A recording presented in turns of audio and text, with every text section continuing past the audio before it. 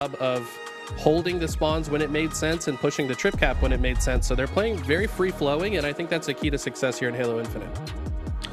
Meanwhile, on the other side of things, I want to talk a little bit about HGG, and I apologize. I haven't done my research that much, so I'll lean on Silver Fox, who's actually in the chat right now. But I believe this stands for the Halo Growth Guild, and to my knowledge, it's a group of friends that kind of started off, came up with a Discord community, invited people, say, hey, look, if you want to get better, if you want kind of there's no ego, we're not going to talk down. If you legitimately want to get better, let's join this community. Let's get better together. Let's grind matchmaking. Let's grind eights. Let's continue to get better and better, and even have an opportunity to play with better players as well.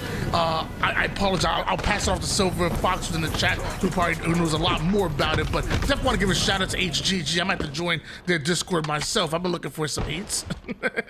Yeah, no, Halo Growth Guild is one of the best communities in Halo, in my opinion. They're very open-minded. They try to help each other improve and get better. There's people of all skill ranges in the Discord. Like you said, they've got eights.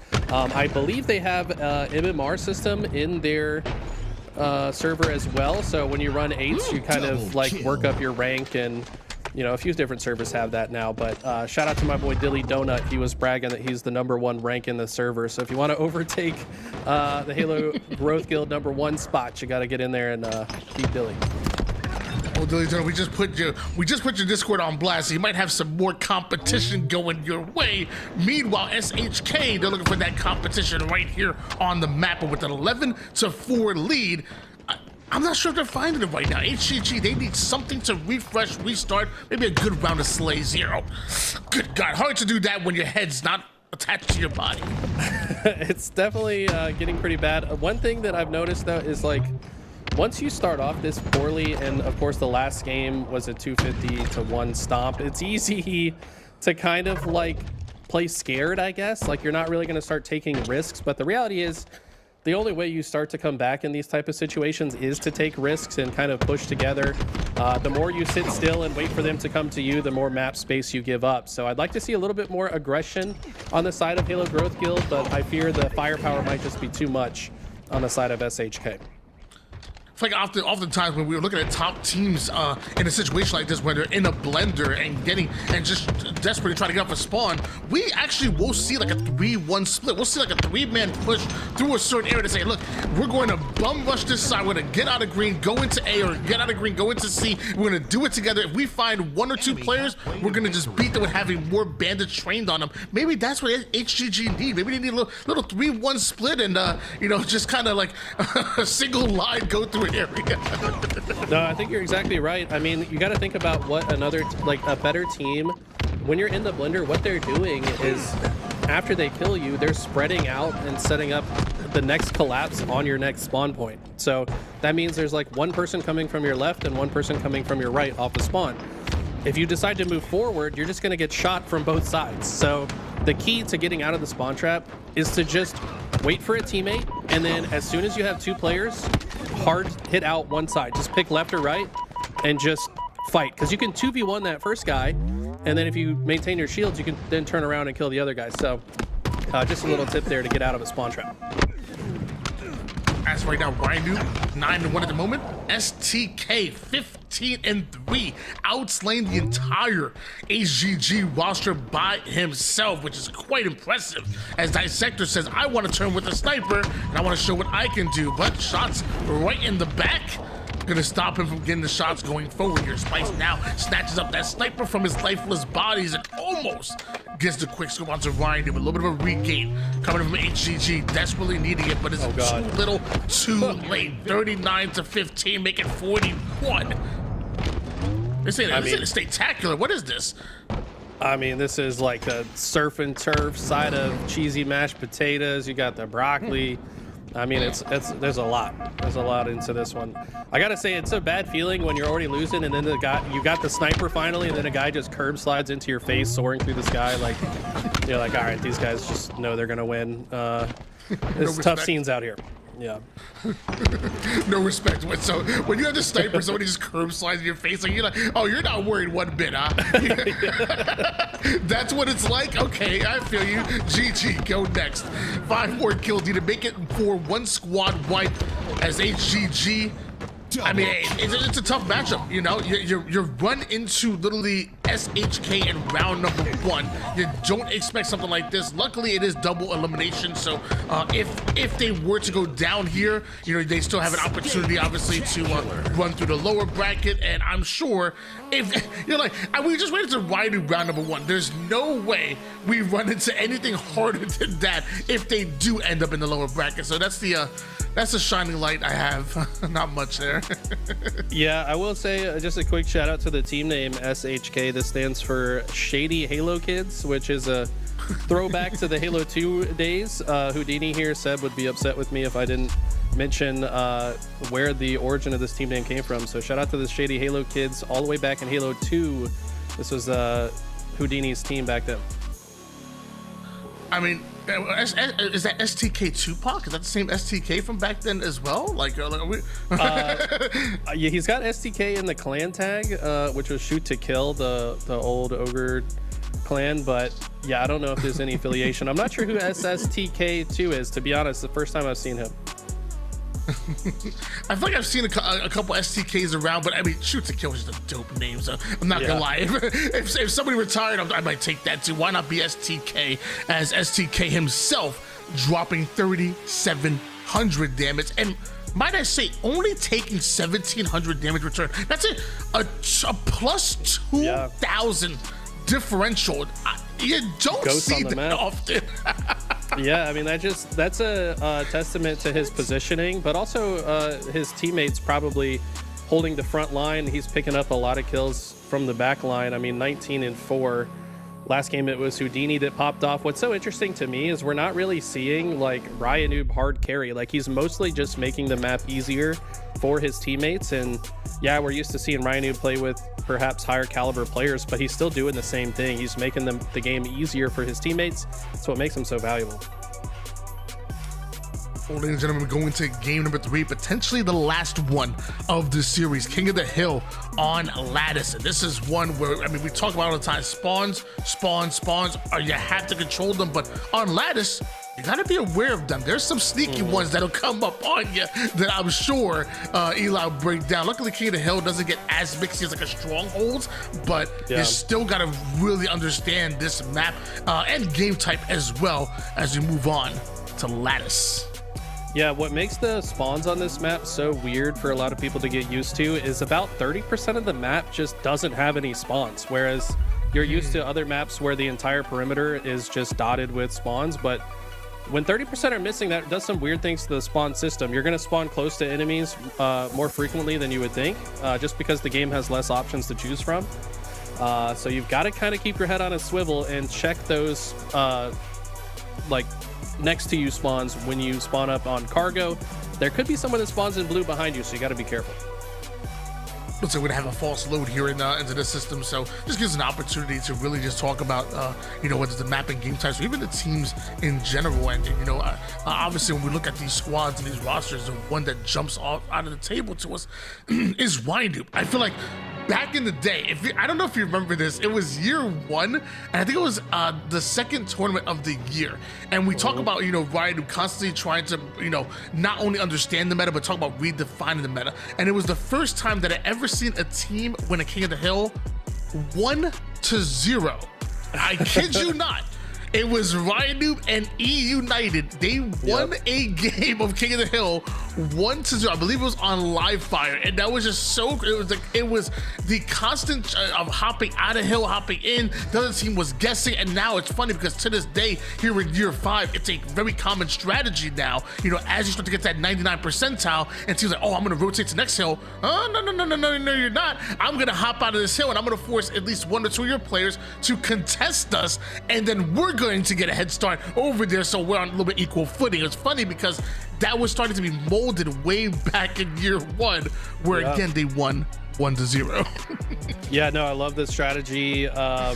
Ryan, I mean, back then that team was setting up, I want to say 3 scrims a day. I mean, which is just crazy. A scrim can last 3 hours. So they were definitely grinding harder than any other team, that original United roster back in year 1. And like you said, they come up with new strategies for the meta. I later coached Boo Boo Doo, who loved to use that strategy as well on some of those G1 rosters in year one. So it's a great strategy. We actually, to be honest, I haven't seen it used a whole lot recently, and I've seen teams like have the opportunity to do it, but I do also feel like the game is speeding up in pace, the meta shifting a little bit, so maybe teams are moving away from that, or maybe they just forgot, I don't know. But we'll see if Ryan decides to employ those year one strats here on Lattice King of the Hill. I don't think so. We talk about this with like every esport, where like if you compare the gameplay from year 1 to year like 4, year 3, it looks almost like year 1, where almost like news. What a triple kill by Pete's Twitch, going in for the overkill, no fear coming out of my man Pete from Florida, and eventually his teammate is there to clean him up. But the game just evolves so much. Like every skill jump is hit perfectly. You know, shots are cleaner, the movement is mastered. Usually year 1 strats don't end up making it that long, and you end up seeing the best version of whatever esport that is going into year 3, year 4. Yeah, this is great. I mean, is this year 5? Am I losing my mind? I feel like this is of the esport. Yeah, so I mean, it's crazy just how much the game continues to evolve over time. We've seen the way Shopify Rebellion are now playing the game at the highest level and just making it look effortless. We see one of the best players in the world, Last Shot, playing on maximum sensitivity. Like, I don't know, man. It's so cool to see. We don't usually get to see this in Halo titles, right? It's usually 3 years and you're done, but these guys are continuing to develop the game. Multiple go down here for HGG. SHK see his opportunity to play toward that hill, and also Dissector playing through the hill, playing forward toward the team spawning. HGG have a player trying to out-rotate them, trying to get out of spawn the long way, and attacking from multiple sides might be what HGG need until you catch a sniper in the back. That ended my basketball career, and it's SHK about 80% done with this hill. Yeah, another great start for SHK. Dissector doing his best to stay alive with the sniper, but some great shots from Spice. Does land the body shot, so teammate might be able to clean that up. No, Spice has gotten his shields back, and he's continuing to hit shots from the hill. Has some help from Noel as well, but as they fall, it looks like SHK should be able to maybe sneak in. No, Noel is still in the hill. They've still got a chance to score this first one. HGG trying to steal this one away. Dissector has other plans here. Some excellent grenades on the first, and the second gets absolutely obliterated. 3 down for HGG, and so do the dreams of stealing that hill number 1. SHK now starting to rotate over toward that next hill. This one is done and dusted. 1-0 for SHK. Okay, it's kind of what we expected, but maybe we didn't expect as much of a fight from HGG. They are, I think, playing a little bit closer so far this game. Gonna need a little bit more from them, though. It seems like they're maybe a little bit over-focused on the hill player. A lot of the times when you're in this situation, it's a lot better to kill the players that are outside of the hill first, because they pose a greater threat, and then you can more comfortably cross the map thereafter. So I like this play from Lithium, though, trying to hold down some lateral space to the hill, but when he gets taken down, they lose that spawn. Never mind, Pete's Twitchy is still back here, so if he can make a play, they might be able to break into this. Some 1v1s didn't go the way of HGG, end up leading to that first hill going in their favor, and also about halfway done with the second hill. 3 down once again, and now the teamwork is really locking HGG onto their spawn over to the opposite side of the map. They probably might be thinking about playing for the next hill at this point, which is crazy. You saw how much time and progression were on the board. Well, Shady Halo kids do be hitting shots, and Houdini making them disappear. And that was so close to a disgusting no-scope double kill headshot. He's gonna have to settle for the body shot. STK is there to clean things up, and this hill will be captured. And this is looking like a runaway victory for the Shady Halo kids. I mean, technically there's still a lot of time on the clock, so it's doable, but just based on the way things have played out so far, I don't know if they're gonna be able to cap one. Hey, if I'm in this lobby right now against SHK, I'm just happy that nobody goose, because I'd be the one. I promise you, I'd be the one to just be put on spawn trap after spawn trap after spawn trap, and honestly, These two, well, especially that first hill was a lot closer than what the series has looked. HGG growing within the game, getting better and better. In fact, look at the scoreboard right now, about 30% done with this next hill. We could see HGG on the board. Then from there, who knows what can happen as Spice just barely misses out on that 1v1. Yeah, we saw some great patience there as well. It looked like he knew where the next player was, but you want to let your shields come back before you just walk out in the open. STK did a great job at that. They're so close to capturing this hill, our Halo Growth Guild. They've got some close spawns. Gonna need a few more kills than that though, and Houdini finds the clutch double kill to snatch it out of HGG's control when they're at 99%. Wow. So far, Dissector let them take space as opposed to sitting on that hill. Our SHK started to think about possibly playing time in the future as they know HGG are just 1 second away from getting this hill. In fact, SHK still haven't stepped foot. Finally, we see Houdini go in and he's right back out. SHK are already starting to play time right now, up 2-0, and it was only, what, those 3 minutes on the clock still. Yeah, I mean, the reality is if they can stop them from crossing the map, it's easy to burn a lot of time, but this is the side effect, right? You allow one person to sneak through, and all of a sudden it's a 1-point game. So maybe a little bit of overconfidence there in that situation from SHK. Regardless, they did successfully burn about a minute off the clock, and when you have the lead, that's always a good thing. Well, going into this hill, we know how tough it can be, but only up 1 hill, 2 minutes on the clock here. A chess game, thinking 3 or 4 steps ahead, because if SHK win this hill, you have to almost guarantee they win the game at that point.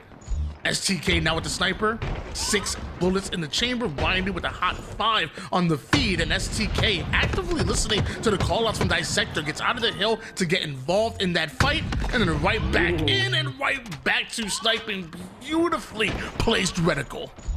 Does anybody know who this guy is? I mean, I'm been impressed by him. STK, did he have a different tag before? Because I'm not familiar, but he's looking pretty solid on this team. Oh, do you? That's STK Tupac, baby. He's back, baby. Is it actually Tupac? I don't know if it is him. I'll be honest, but Tupac's I will a good say player if it is, he'd be proud. And I swear I've seen Tupac stream it on Twitch once in a while. I swear I've seen him streaming on Halo Infinite once in a while. But he's always had the same tag. It's like STK Tupac so I've never seen him play on a different tag. I'd be surprised if he didn't use his OG tag like that. So I don't think it's him, but regardless, whoever this is, they're popping off. Yeah, either way, you're making him proud, and you're making us proud as well. As 20-7 right now, we've been talking about his name a lot throughout the series, and him leading in the slays, and with a player like Ryan Dube and what he's been able to do throughout his career, that is quite impressive. And STK continues to impress. Double kill from across the map here, and with that, a minute and 15 seconds worth of neutral hill. Again, you gotta think, this all started from that crystal side hill. They feel like they were thinking 2 steps ahead. Win this hill, win the game, and it is working. That was such a clutch kill there from Houdini as well, to just prevent the other team from having any positioning in the blue side of the map. It's so powerful during this hill, but as long as you can keep an eye on the spawns, keep them out, eventually you're going to win the game. Right now, just 52 seconds left on regulation clock. Halo Growth Guild does break their way into the hill, but for how long is the question. And now SHK on the verge of going up 3-1. No, Spice will slow them down, at least for now. Sugar and Spice and nothing nice on the map here except for lithium shots right there. Beautifully. Obviously not having the greatest game statistically, but that kill, oh so important, and puts them right back in the running to tying up this hill. 39 seconds worth of neutral time as well, so anything really is possible if they could take this middle hill, which is oh so tough to do. Okay, they're actually doing solid. That's a big win there from Pete as well. They're about to tie this up. Dissector trying to get an angle on the hill player. Pete, very disciplined, gets out of the hill, waits for his shields, understands that if he dies, this game's probably over. But living means that he could potentially cap this and tie things up and force a last hill win situation. He's going down left and right, land right on their target, and look at that HGG. There is no back down in their playbook. They tie up the series, and we're almost guaranteed to see a next hill take all overtime. SHK being tested right now, and now it's HGG looking a bit shady.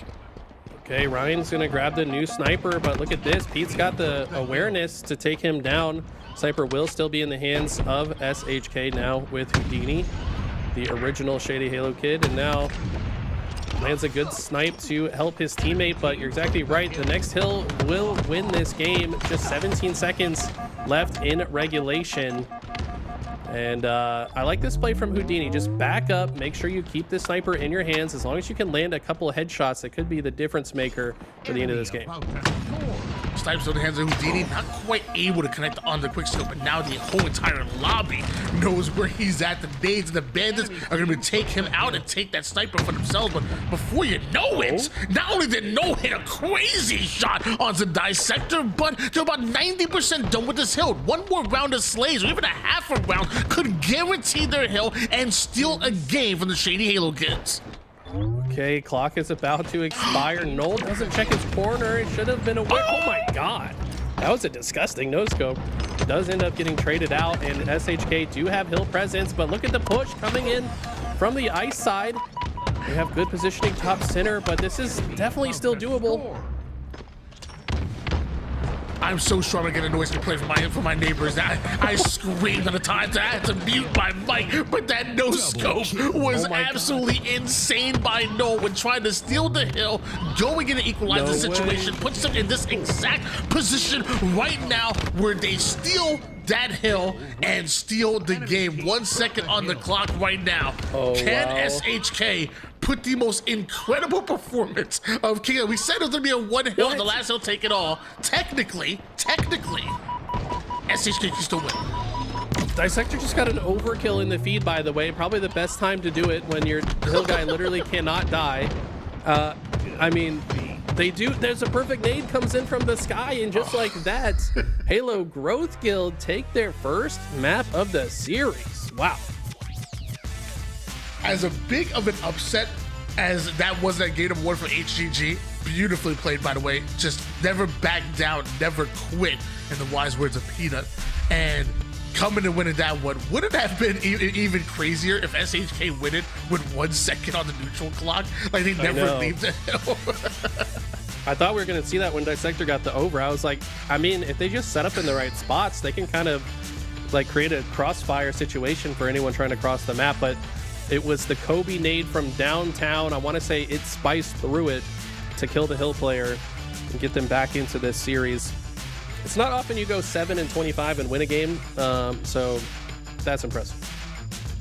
Ice Spice putting in that damage as well. 7,298 damage, only taking 6,565 in return. Love that differential with the damage, putting down max damage, taking it back. Sometimes you're the bait, sometimes you're the switch. And I'll say those stats didn't look pretty, but when you look at the damage differential, hey, he just might have been the bait sometimes, and I'm not mad at that.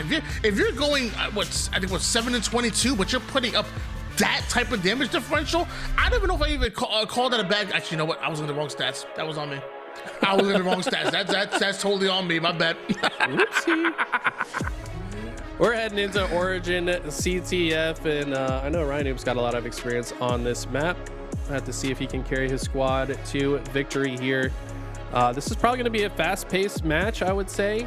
If one team gets ahead, you can often run a flag just straight across the map very quickly, especially if you get rockets and sniper, which is going to be absolutely critical. I gotta say, when Ryan's on your team, you probably have really good opening strats, so I'm curious to see how he kind of guides his team to play the beginning and see if it leads to them getting all the power items. Yeah, I mean, oftentimes we've seen 3-man pushed over toward the snipe side. We've seen 4-man pushes. Actually, a couple weekends, didn't we see like a 3-man push towards rocket side? I think it was maybe by Coliseum. Wanted to not only grab rockets, but also they love that elbow side run as well. Callus is always preaching about that man in the elbow side. Callus, don't worry, you observe right now, but I'm gonna give you a shout out for that. He was one of the first to pioneer back in the day. He loved them elbow sides. Yeah, Cal's a member of the Halo Growth Guild as well, but here we go.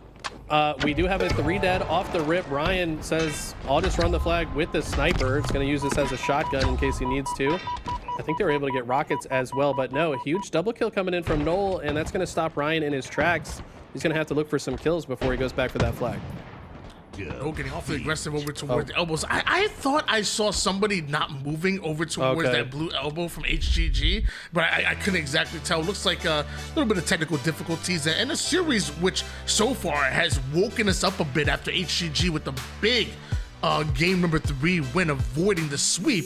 I think this matchup obviously is so important to decide whether we go into a game 5 or whether it ends in a gentleman's sweep, so to say, 3-1. So make sure that everybody is on point when it comes to the servers and everything good. It's been a great matchup so far.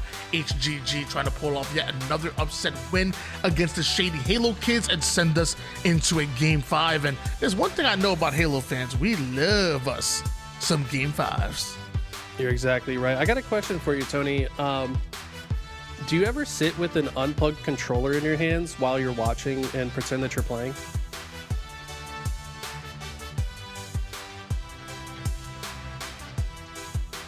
All right, my bad, bro. Shout out to Chiganko. That's a Chiganko special. Yeah, that's a Chiganko. Yo, he always enters every stream with that same. I love me a good copy pasta, but my man is consistent with that one copy pasta, bro. His like message history and count how many times he said it. That's what I want to know. There's got to be like a script you can run to count his entire message history, because it's impressive. I think that he's never missed a single stream. I've seen it every single time. Every time Chiganko posts that copy pasta, we're giving away a game We'd be broke. Game number 4 is on the way. SHK going up against HGG, and I know Chiganko is happy to watch this one, and so am I. Capture the flag on Origin, one of the better maps brought to the HCS. It wasn't out in year 1, but I kind of wish it was. Yeah, it's definitely. I wasn't really around Halo 5. I know Halo 5 was a big thing for you, so I'll defer to you on this. But was this not like most Halo 5 players' favorite maps in Halo 5? Is this in like Plaza maybe? I think this was number 1. I mean, this was a favorite map for me of most. personally, it was easily Truth, the Halo 5 version of Midship, easily. I wasn't that big of a Coliseum fan personally, but it wasn't because I didn't like the map. It's because I sucked at it. Like, if you don't win your 1v1 fight, you're gonna have a bad time. And guess what? I haven't hit 2 shots in a row since Halo 3. And that's because they came out in the same burst of the VR. Dissector is going to be the one that grabs the first sniper here. And the opening, very different this time, maybe because they've got all 4 players on the sticks.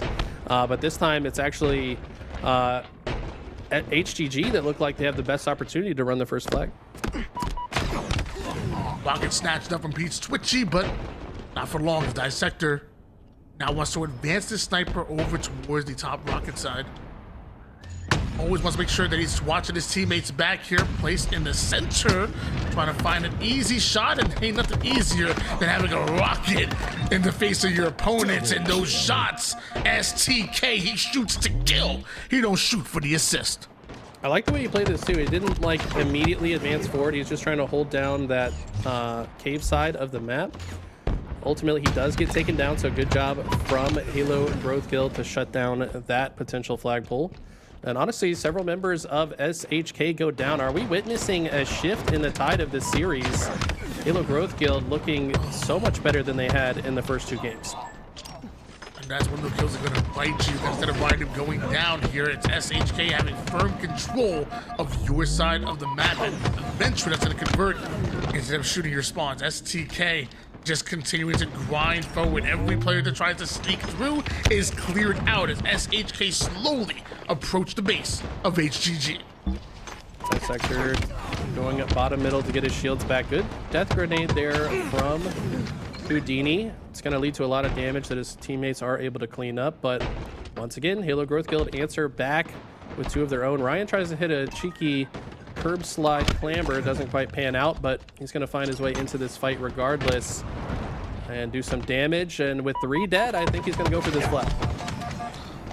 Big shots from Houdini, but importantly staying alive, which were the rocket side. Cleanup comes up real quick. Little bait and switch action leading HGG to being cleared off the map, and their spawns being addressed almost immediately. No chance they can overextend or get any reticles trained on this flag because those spawns are locked down. Ryan with the triple just about hits the overkill. First flag cap is in for the shady Halo kids. Meanwhile, Lithium, big kill, stays alive for as long as possible.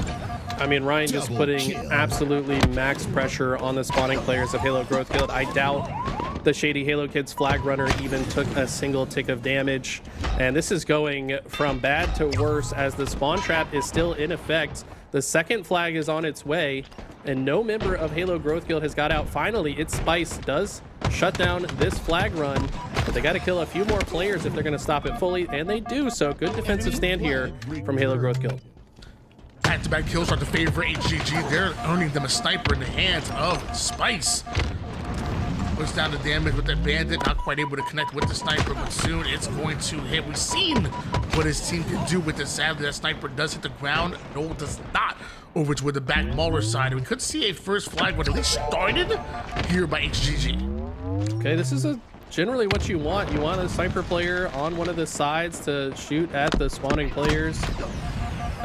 Pete's Twitchy not in a comfortable position to really have much success with the sniper, though, facing extreme pressure. And it looks like this flag run has been stopped. All members of Halo Growth Guild have fallen. Dissector now is going to try to open up these cave side spawns so they can comfortably run the flag. And look at that. As soon as he opens the spawn, has the awareness to turn back. Now recognizes he has flipped the spawn once again. He is just toying with the members of Halo Growth Guild and making it look easy.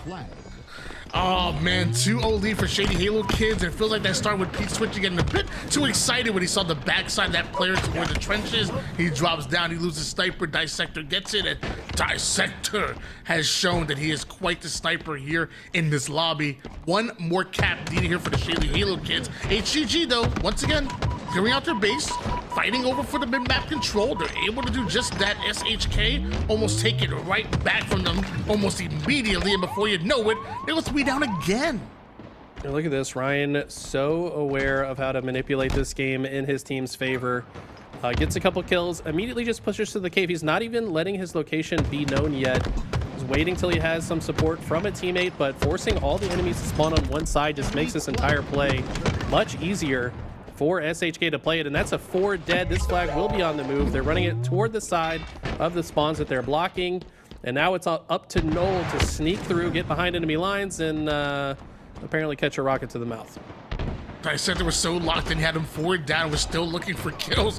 Brother had to double back to run that flag, but don't worry, it may have been a little bit late, but it was still on time for the 3-0 there on Origin, and eventually giving them a 3-1 win in round number 1. They'll be advancing forward through the winners bracket, where if you want to see more of HGG, no problem, they'll be down in the lower bracket. And I said it before and I'll say it again, ain't no way your lower bracket matchup is going to be harder than running into Ryan Noob and this entirety of the Shady Halo Kids roster.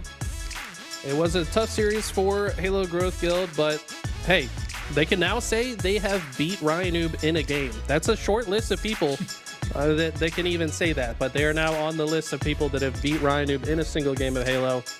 Unfortunately, it takes 3 to win the series, so they're going to have to fight their way out of the lower bracket, but that was probably a great warm-up for them.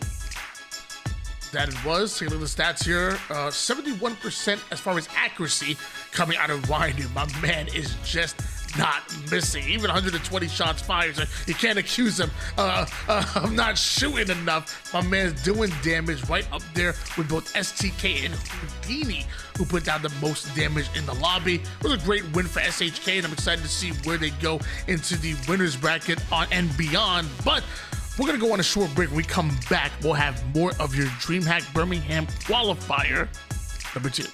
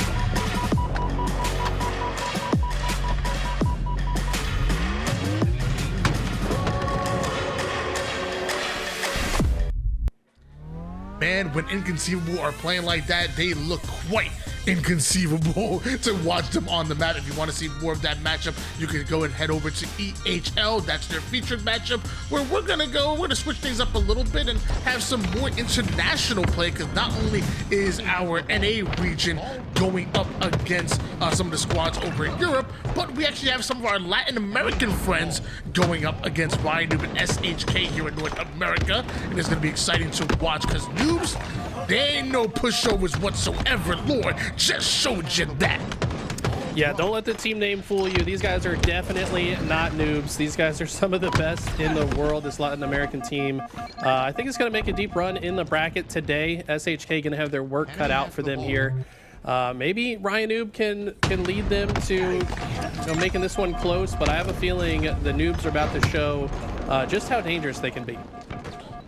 Drift having that sniper in hands, 2 bullets to work with, but as SHK goes beat down, they'll be able to use that long gun to keep SHK at a distance. Decides to take space over to where the nest side to start things up, and as the pings go down, finds an isolated angle but can't find the shot. Ryan Noob survives, but Drift getting aggro with it right into Ryan Noob's face, distracting him while Noobs continue to score ball time. 30 points so far.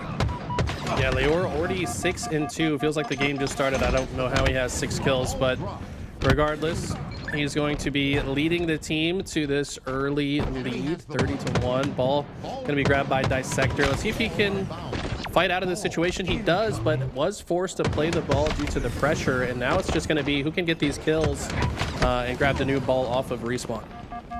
Some of the top players in Latin America not backing down from Ryan Noob and the shady Halo kids. In fact, not even showing any respect. This Drift turn that corner, takes down Houdini. Magical advancing that ball back over toward the tower side, going through pillars, and actually does have a challenge in front of him, but it's Ryan Noob, and Magico gets rid of him. It's an underrated skill to be able to look at someone's shields and know that you need to shoot an extra shot before the melee. It's like as they get weaker, their shield gets brighter. So you kind of have to know like, oh, that guy's only 2 shots.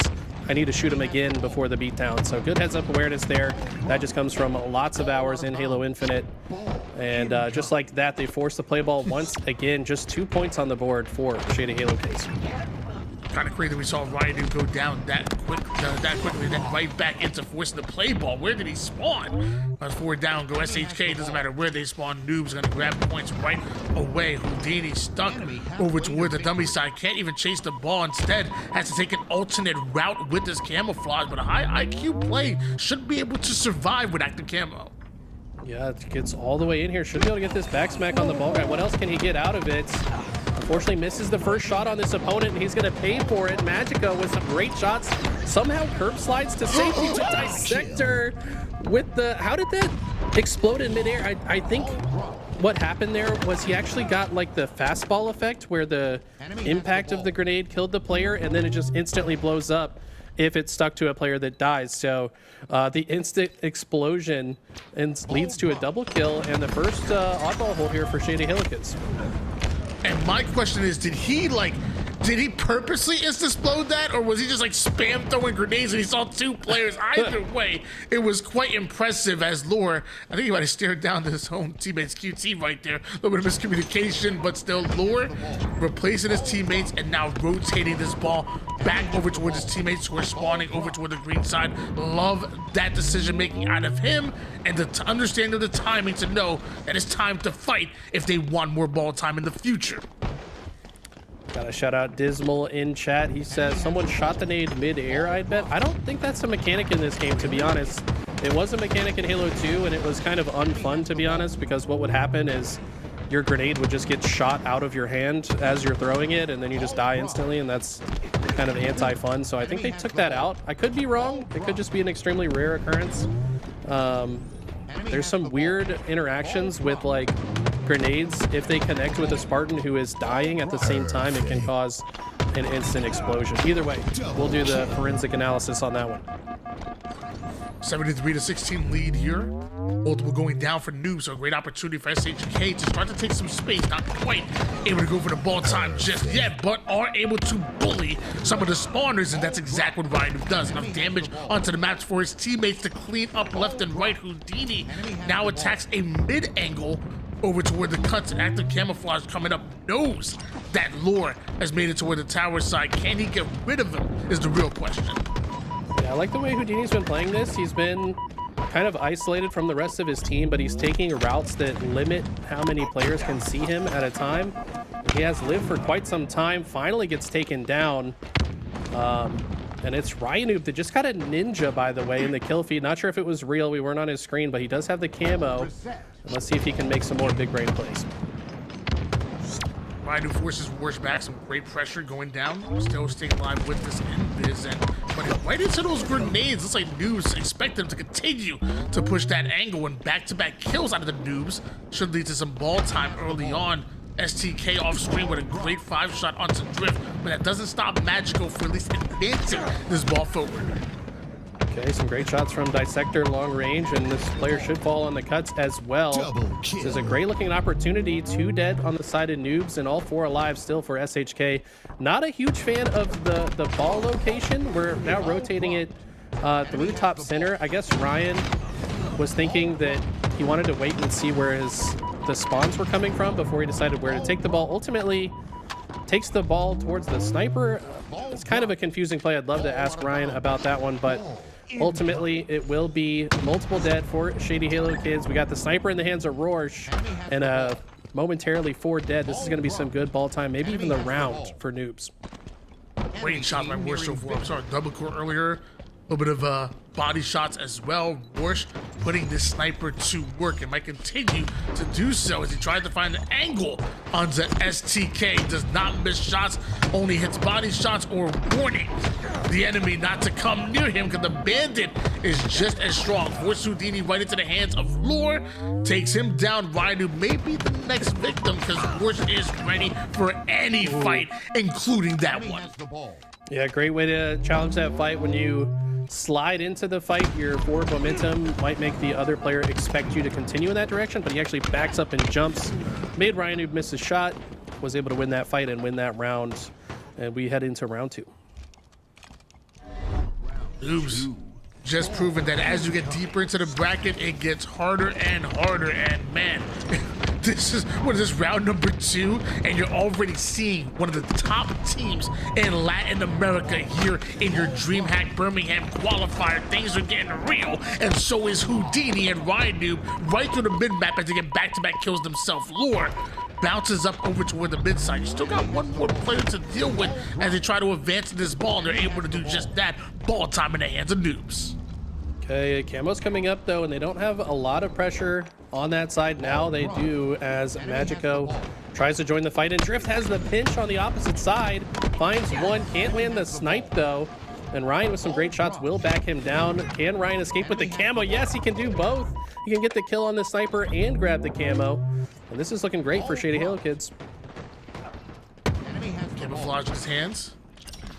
Understands that Warsh has to back down over toward the pillar side. Has the nades ready. Just great prediction out of Ryanoob. Needs more ball time for Shady Halo Kids, who currently have the lead. STK with the sniper. Quick scope right to the dome, and Ryanoob and SHK continue to press forward. Yeah, the STK is on fire, man. Last series, he was also hitting these snipes. We saw him on Lattice, just peeling heads, and now even against the likes of Latin America's best, finding more success with the sniper. He is out of ammo with it, though, which is a good news for Noobs. And Ryan, unfortunately, drops as the same time his target goes up. But the rest of Halo Kids are cleaning up that play, and they're actually pretty significantly in the lead here and will continue to score ball time. Ryanoob and the Shady Halo Kids continue to get aggro. Ryanoob attacking one perimeter right through the mid, finds the weakened player, eliminates him almost immediately. Now runs into 2 more players of Noobs. Hopefully he spawns up quick and is ready for another fight. Dissector, he's being targeted by Drift, and Drift does not miss from downrange. Perfect shots from across the map. 3 down go SHK, and now Noobs take control. Yeah, honestly, just well played round so far. Ryan Noob with the remote detonation onto the plasma grenade. He's always so tricky with plays like that.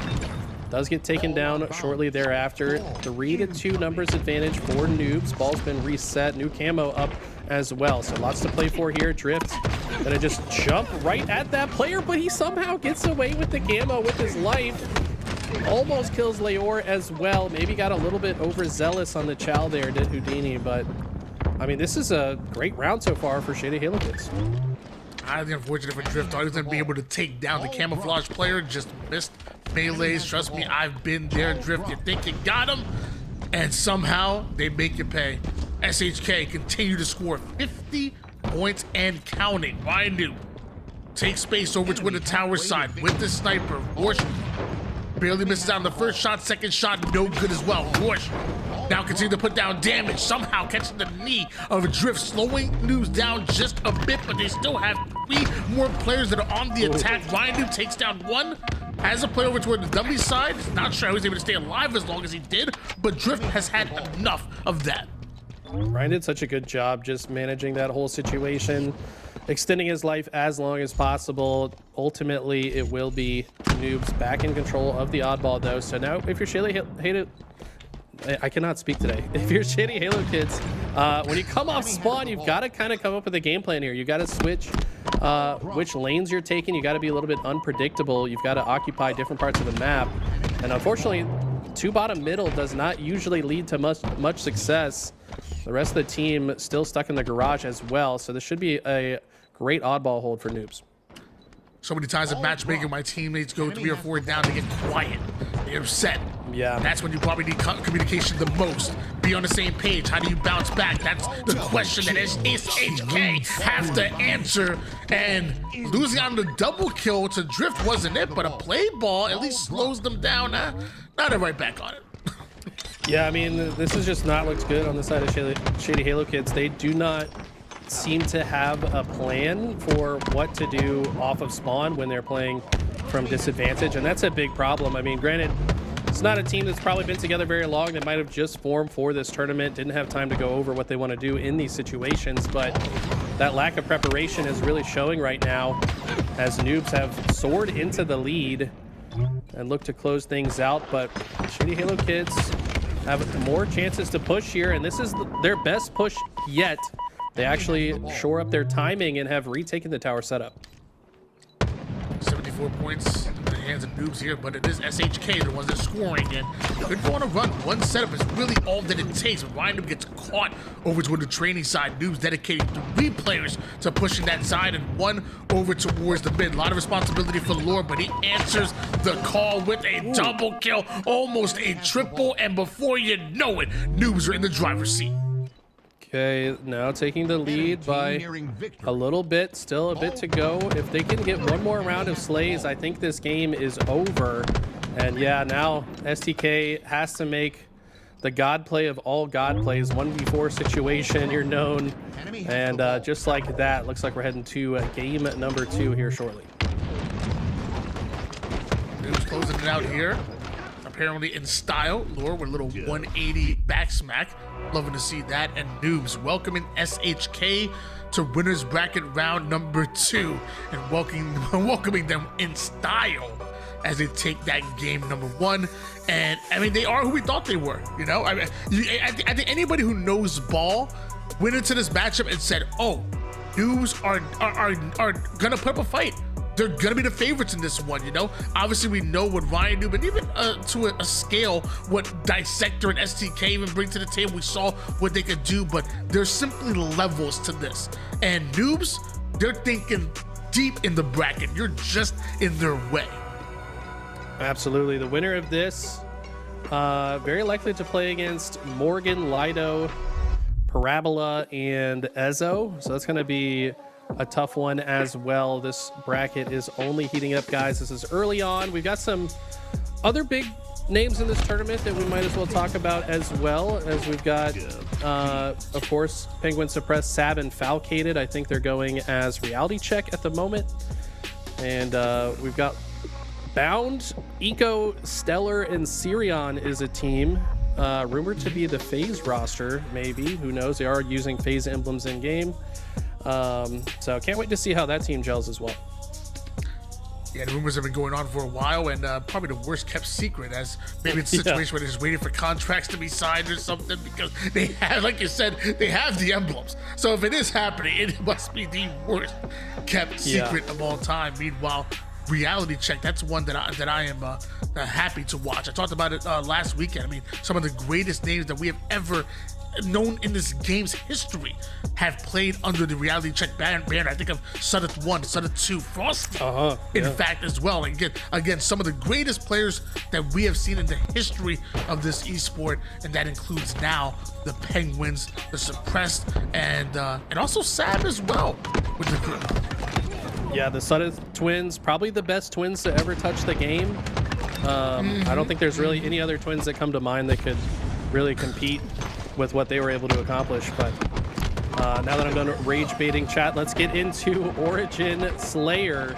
And it is a strong start for Noobs. This could go really bad really fast as well. This is one of those maps that you can very easily start to spawn control.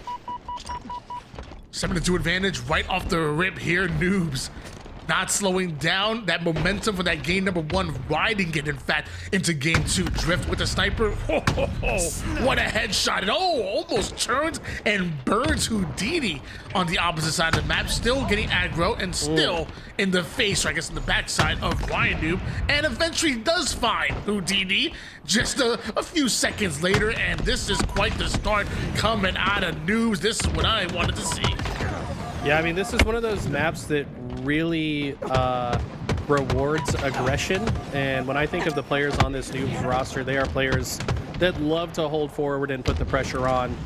As we see, that's what they've done so far. SHK have answered back with some kills of their own, but I'd like to see SHK kind of match that level of aggression. You kind of have to fight fire with fire in this situation, because if you sit back and give Noobs the map, they're going to make your life difficult. Yeah, people often talk about the map feeling a little bit smaller compared to Halo 5. But you gotta realize, I mean, the thrust slide was a thing in Halo 5, and it was crazy. So I feel like they had to make it a bit smaller so that players can take ground and punish you, just like we saw Noobs do in the early game. But look at where SHK are in the scoreboard, only down by 2 kills right now, as Ryan Noob has that height over toward the snipe side, had STK, keyword had him, over toward the perimeter, now has to replace him, and not able to do so, and I'm pretty sure Houdini just fell off the map. Yeah, I think so. Also, Ryan's grenade, like, he had what looked like it should have been a great bounce grenade to kill Drift on the sneaky ledge, but his grenade actually got stuck in the ground. It did more damage to himself than it did to Drift, so a few unfortunate results in a row there from Shady Halo Kids, but all things considered, they've been able to weather the damage. New rockets about to come up. It's going to be the point of contention here for both these teams to focus on next. 22-17 lead. Noobs still have control. Lore putting down some damage, but not overcommitting over toward the snipe side. Backing down, waiting for Drift to be able to get into the play. Now a distraction for Drift's flank, and it's perfectly played as Noobs immediately take control. 3 down. Go SHK. Yeah, they know those rockets are down. It did not look like Ryan was able to shoot either of them. As we see Drift. Oh my god, that was such a sick thrust forward. He dodges the rocket from behind him and then forces the second rocket to be used as a suicide. So just great management of the situation there on the side of Noobs. They've now burned that resource that could have got SHK back in this game. 8-3 right now with Lore, and haven't been missing a beat as just the body shot from across the map, and knowledge is power. The pings are going down. They know that Ryan Noob is in a vulnerable state and ends up poking his head just enough for Lore to take it off. And STK over toward the low ground. High ground is king. I learned that from Harry Potter. Wait, never mind. I'm not gonna dissect that one. Noobs now with SHK in a trap at the cave side of the map, and I mean, this is the very clear strategy. Control the snipe side of the map, overlook all of the spawn points, and just make life hell for the other team. SHK have finally broken the setup, though, and have retaken the snipe side of the map for themselves, and those are some beautiful shots coming out of STK. Bro, can we GALT the zoom, bro? I am done with this, bro. This is a message to all of you LT to Zoomers, bro. This it's not Halo.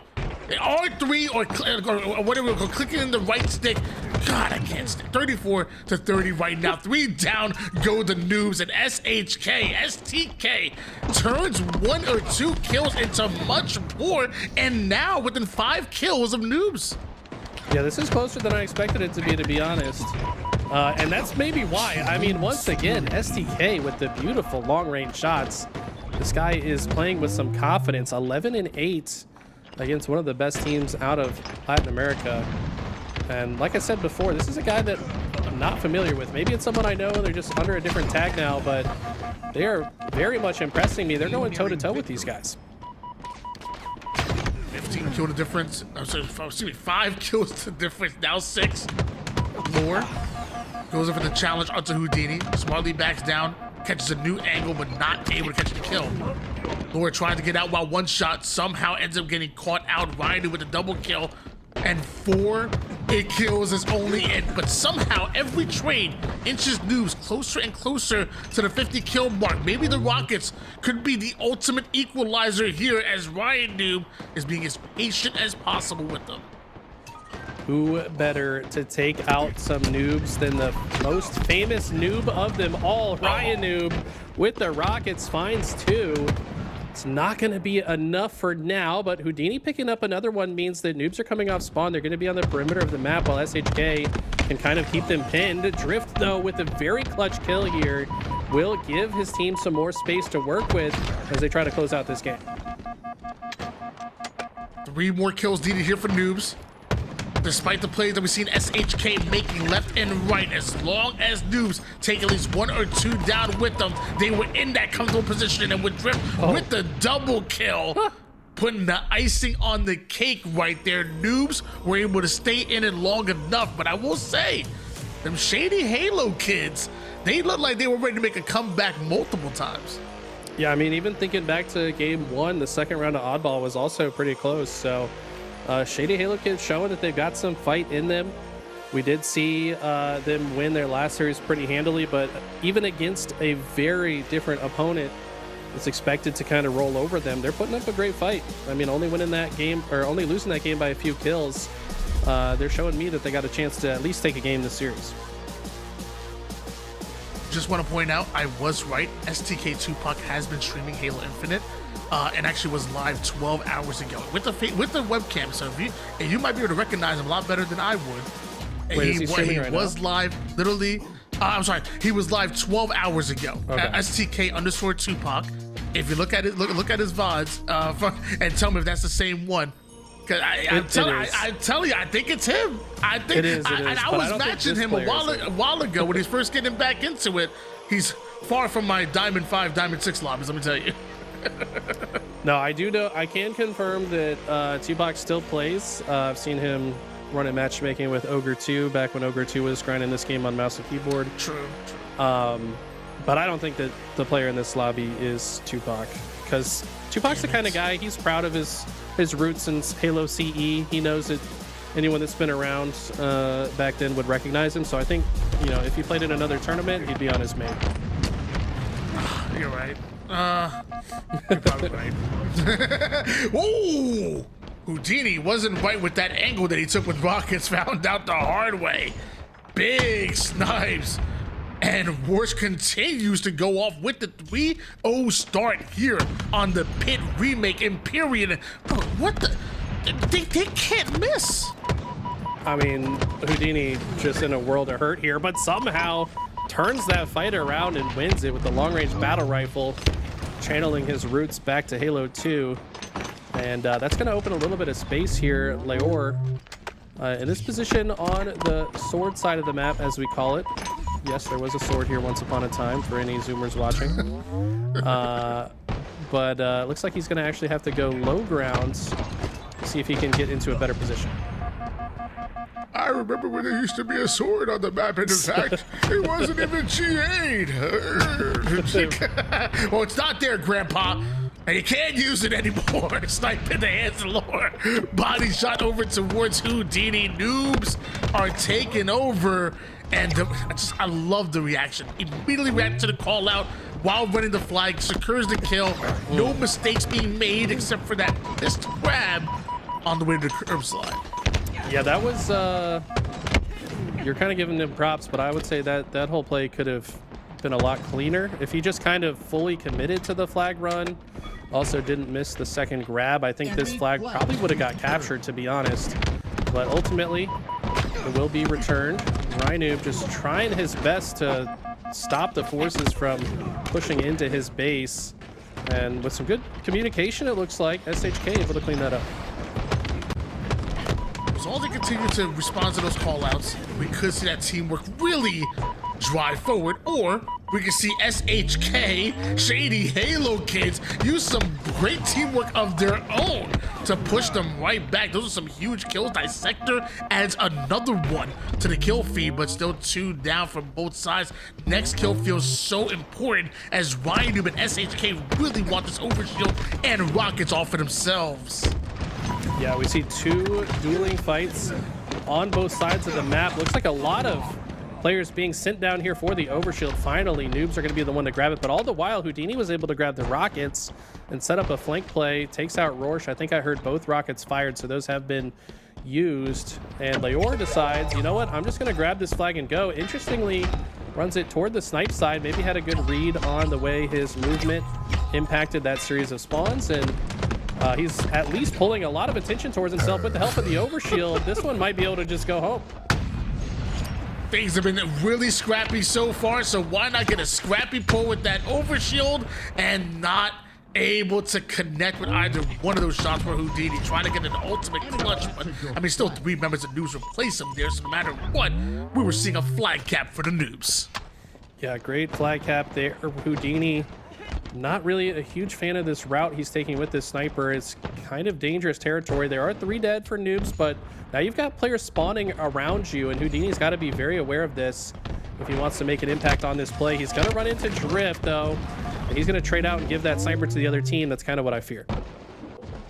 I used to love back in Halo 3 trying to get the sniper like around the map and get towards your teammates, to the opponent's mauler, and then as they run the flag, try to clutch out like watching the snipe through long haul. I feel like that's the play that Houdini was trying to go for there. Not sure if it works as much here on this map, but or in Halo Infinite, but I see the thought process. I see Rorsch also trying to control the tower side of SHK right now. Another round of slaves is what they're looking for, and they may just get it if he continues to snipe like that. SDK, we've seen how impactful he's been with the sniper so far today. Only has 1 bullet to work with, though, and with some heavy pressure from Magico, that's going to go wide. And now, at this point, when you see your whole team dying around you, you really are just happy to get a single kill. That's even going to be denied. And now it's Leor once again running this flag snipe side because his teammates are blocking this side, and they can force this spawn trap on the opposite side. And look at the cross shot. They've got top tower positioning. There's just nowhere for the Shady Halo Kids to go. I mean, this could potentially turn into another capture if noobs continue to be in the base of Shady Halo Kids. Already up 2-0 in the series, and now already up 2-0 in this game. Noobs looking to pull off a sweep here, and they're 1 cap away from doing literally just that. Despite the damage going down, we're still playing a forward position. He had Lure with the rockets backing him up. Now Lure with the rockets pressing forward, waiting for the spawners. Not quite wanting to overextend for this flag, looking for the next fight. Okay, great shots from Ryan at the perfect time to do so. Gets the perfect shots into the overshield grab. His flag has been pulled on the other side, but trusting his teammates to handle business, he's just going to move forward and make life hell for the spawning players. Love this play out of Rynoob. Might be able to turn this into a flag cap. They've got to take care of Rorsch, though, who's being a really annoying player on the Needler. Rorsch played that beautifully, managing his shields exactly the way he needed to shut down the flag. No hesitation of Rorsch's gameplay so far. He's been feeling himself this entire series, and it's just been ready to get straight into every single fight, it feels like. Rorsch has been confident, and so has his entire noobs roster. Hold on. Show me some Maytech Magico. Those were, I mean, those might have, at least one of them landed right on that sniper. I love that. Yeah, that's definitely a lineup you want to have in your kit, especially on this map where Sniper is so consequential. Rorsch with the repulse gonna add some distance between himself and his opponent for the triple kill. And now poor Ryan all by his lonesome, getting ran at with the beautiful reaction time on the return to Cinder. Houdini's gonna be able to clean that up, but for how long the base of Shady Halo Kids is being overran by these Latin American stars, and Magico is making it hurt. Right now, it's Ryan who's the one seeing stars at the moment that literally spawn black screened by noobs. The only saving grace for SHK is that they killed him so fast over toward the courtyard side that SHK spawned over towards Baller, but it doesn't matter because noobs are everywhere and noobs ain't skipping a beat. Houdini did what you talked about from the other team's Baller. The problem is as soon as he goes down, I think this is it. I mean, the series is over. Dissector's not going to be able to get a line of sight with enough time to stop his flag. He does actually get a nice grenade, but there's just too many bodies to close it out. And it was a good fight, but the noobs have their most dominant win of the series here in Game 3. They advance to Winners 3. Beautifully played by noobs, and even some love being sent out to the Shady Halo Kids, you know, and obviously not even just Ryan Noob. You know, I think this entire SHK roster was pretty damn impressive. You definitely see the improvements that have been made, you know, from the first time that I was running into lobbies, for example, with Houdini and Dissector. I mean, they're clearly miles above me, and I'm seeing the improvement in front of my very eyes. Love that. Love to see what this STK guy brought to the roster. I mean, this guy, throughout the entire couple of series that we've seen, we kept saying his name for a reason. He's been quite impressive. Who is STK? Yeah, we talked about him a lot. Definitely an impressive performance from him. Actually had the most damage on his team that game. Wasn't enough to pull out the dub, but we'll see how they can fare in the lower bracket. I did want to address a few questions I saw in chat. Bongo Magic, cool username, just came back. Yes, Halo's still going. You said you don't see the big teams, but we do have Shopify Rebellion, the full squad that won the World Championship, has stuck together. We've also got a team of Bound, Stellar, Eco, and Sirion, a new young up-and-coming rising star. That team is going to be quite good, but so far, I think the number 2 team, and you'll probably agree with me, Tony, is that Trippy, Tolic, Precision, and Descendant roster of Luminon. That team, I think, is going to make some waves this weekend. Yeah, I mean, a lot of people would just kind of want to chalk up the season and say it's going to be Shopify Rebellions to just run over the competition, but I mean, we're slowly starting to realize that it's not going to be easy for anybody, including Shopify Rebellion. They've been tested by Luminon. They've been tested by Reality Check, who's going by Inconceivable for a bit as well. They, I mean, back in the LVT land, who did they lose to early on in the Swiss play? The Kraken Seas, which is Breaking Shot, Yaxon, Envor, Yeah, and now most of that roster going by Usu Benny right now. So, I mean, if you're sitting here going into this season and say, oh, Shopify Rebellion are going to run over and not drop a single map going into these tournaments, you're wrong. They're losing games, they're losing series, and even in this tournament right here, right now, we could see them be tested once again. We'll find out after this break when we come back. Don't go anywhere. It is your Birmingham qualifier.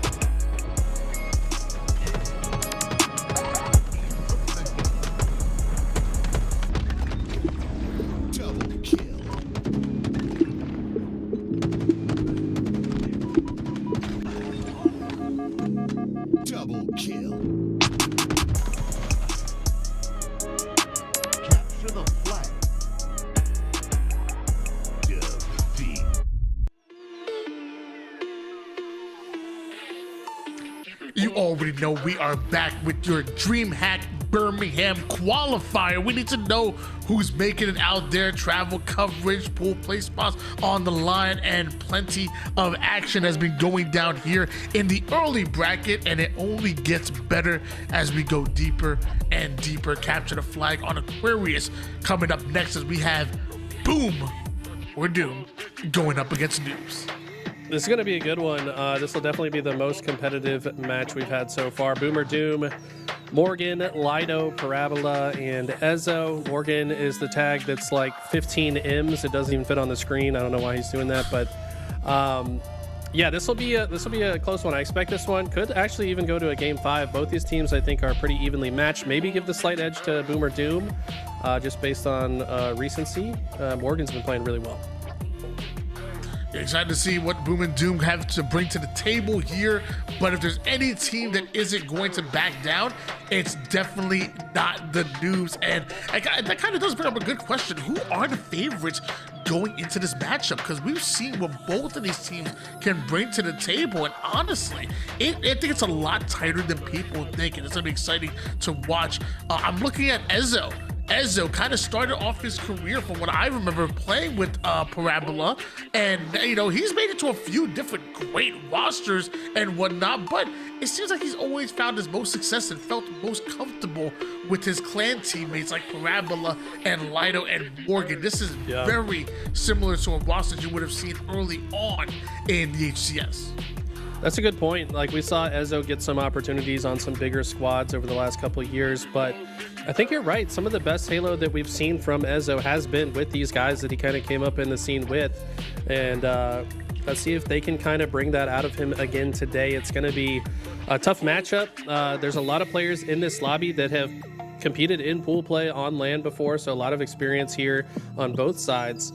Looking at the map layout here, it's going to be an interesting one. Starting off on Aqua CTF, which in my opinion, probably the most balanced game mode we have here in Halo Infinite.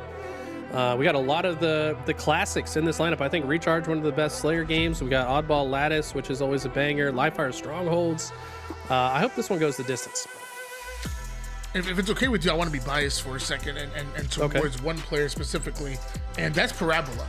I hope you goose this series, brother. I be matching him in Marvel Rivals. He be coming into my stream talking badly about when I have bad games and whatnot. Parabola, I hope you go -10 every one of these games. Even if you win, I hope you have a terrible game, because I'm tired of talking trash.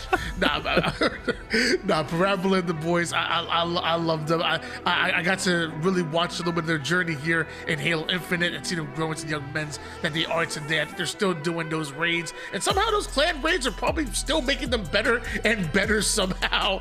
Meanwhile, the other side of things, I would say Noobs also has a special place in my heart, because when I first started playing or casting was late in Halo 5, and these boys that are on this Noobs roster, you know, Drift was teaming with Tapping Buds back then.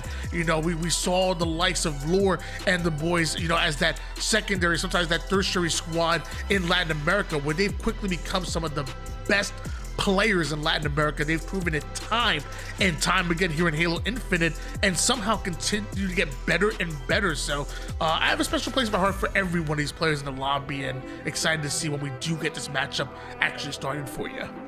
Yeah, I got to shout out a couple players as well, Leor and Rorsch. So these two guys are some of the younger players in Latin America. You got Magico and Drift, who are kind of like the veterans on this roster, but Leor and Rorsch had to kind of prove themselves to work their way up the ranks in Latin America. They were on that Alpha roster back when, you know, Tapping Buttons, Drift, Acid, and Noble were kind of running the scene over there. But Leor has worked his way up. I actually got the opportunity to coach his team when it was Leor, Rorsch, Strikey, and Sepstars. And I was just impressed from Leor at a very young age. He's got a very strong grasp on the game. He was, even in the process of coaching, you know, trying to help guide his teammates to do better things. So it's nice to see him earn his flowers and work his way kind of up the ladder in the Latin American scene. And as we start to hone in on the actual matchup itself, we talked about a lot about the players, but, you know, when I look at Aquarius, you know, we talked about, for example, not Coliseum, excuse me, the remake's name, Origin, sorry. As Origin started to evolve, we saw like snipe side runs be turned to elbow side runs, the favorites, and then started to split, go 50-50.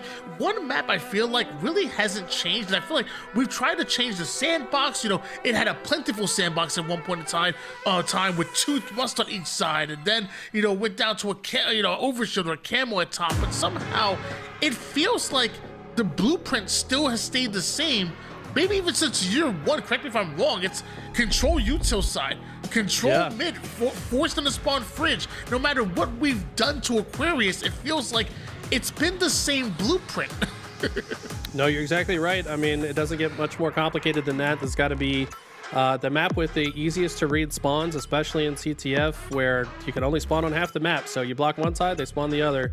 It's pretty straightforward, and the best teams know how to make sure the correct spawns are left open. I think the mistake that lower ranked teams often make is they accidentally block both spawns after they get some kills. They're advancing in through both the fridge and the car side, which can create some weird spawn situations they don't expect and maybe ruin their flag run. But the best teams, they leave one side open, they run at the other side, and they spawn kill in the fridge most typically.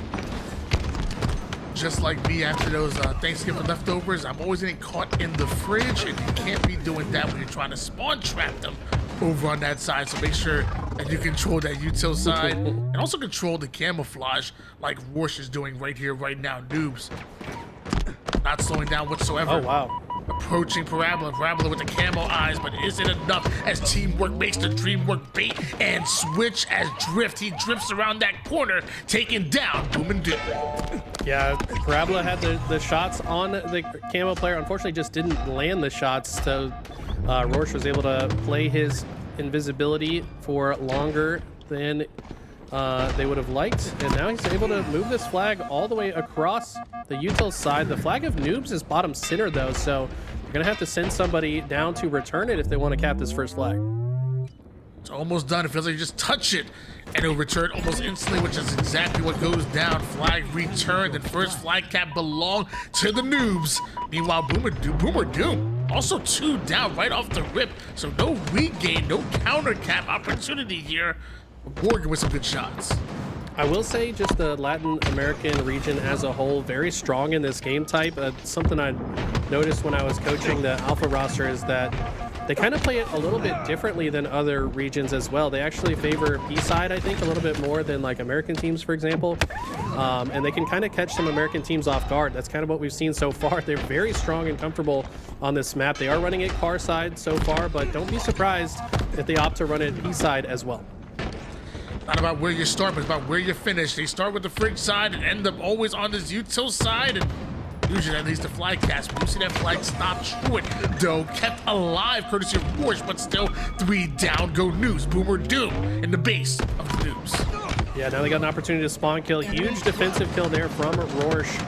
That kill should slow them down. Might even make it 2. So he has some great shots onto Parabola. It's going to be cleaned up by a teammate. Morgan trying to make a sneaky flank through the P door right now, but he's actually forced to retreat all the way to P1, finds 1 kill before trading out, and Noobs have done a good job to weather the storm.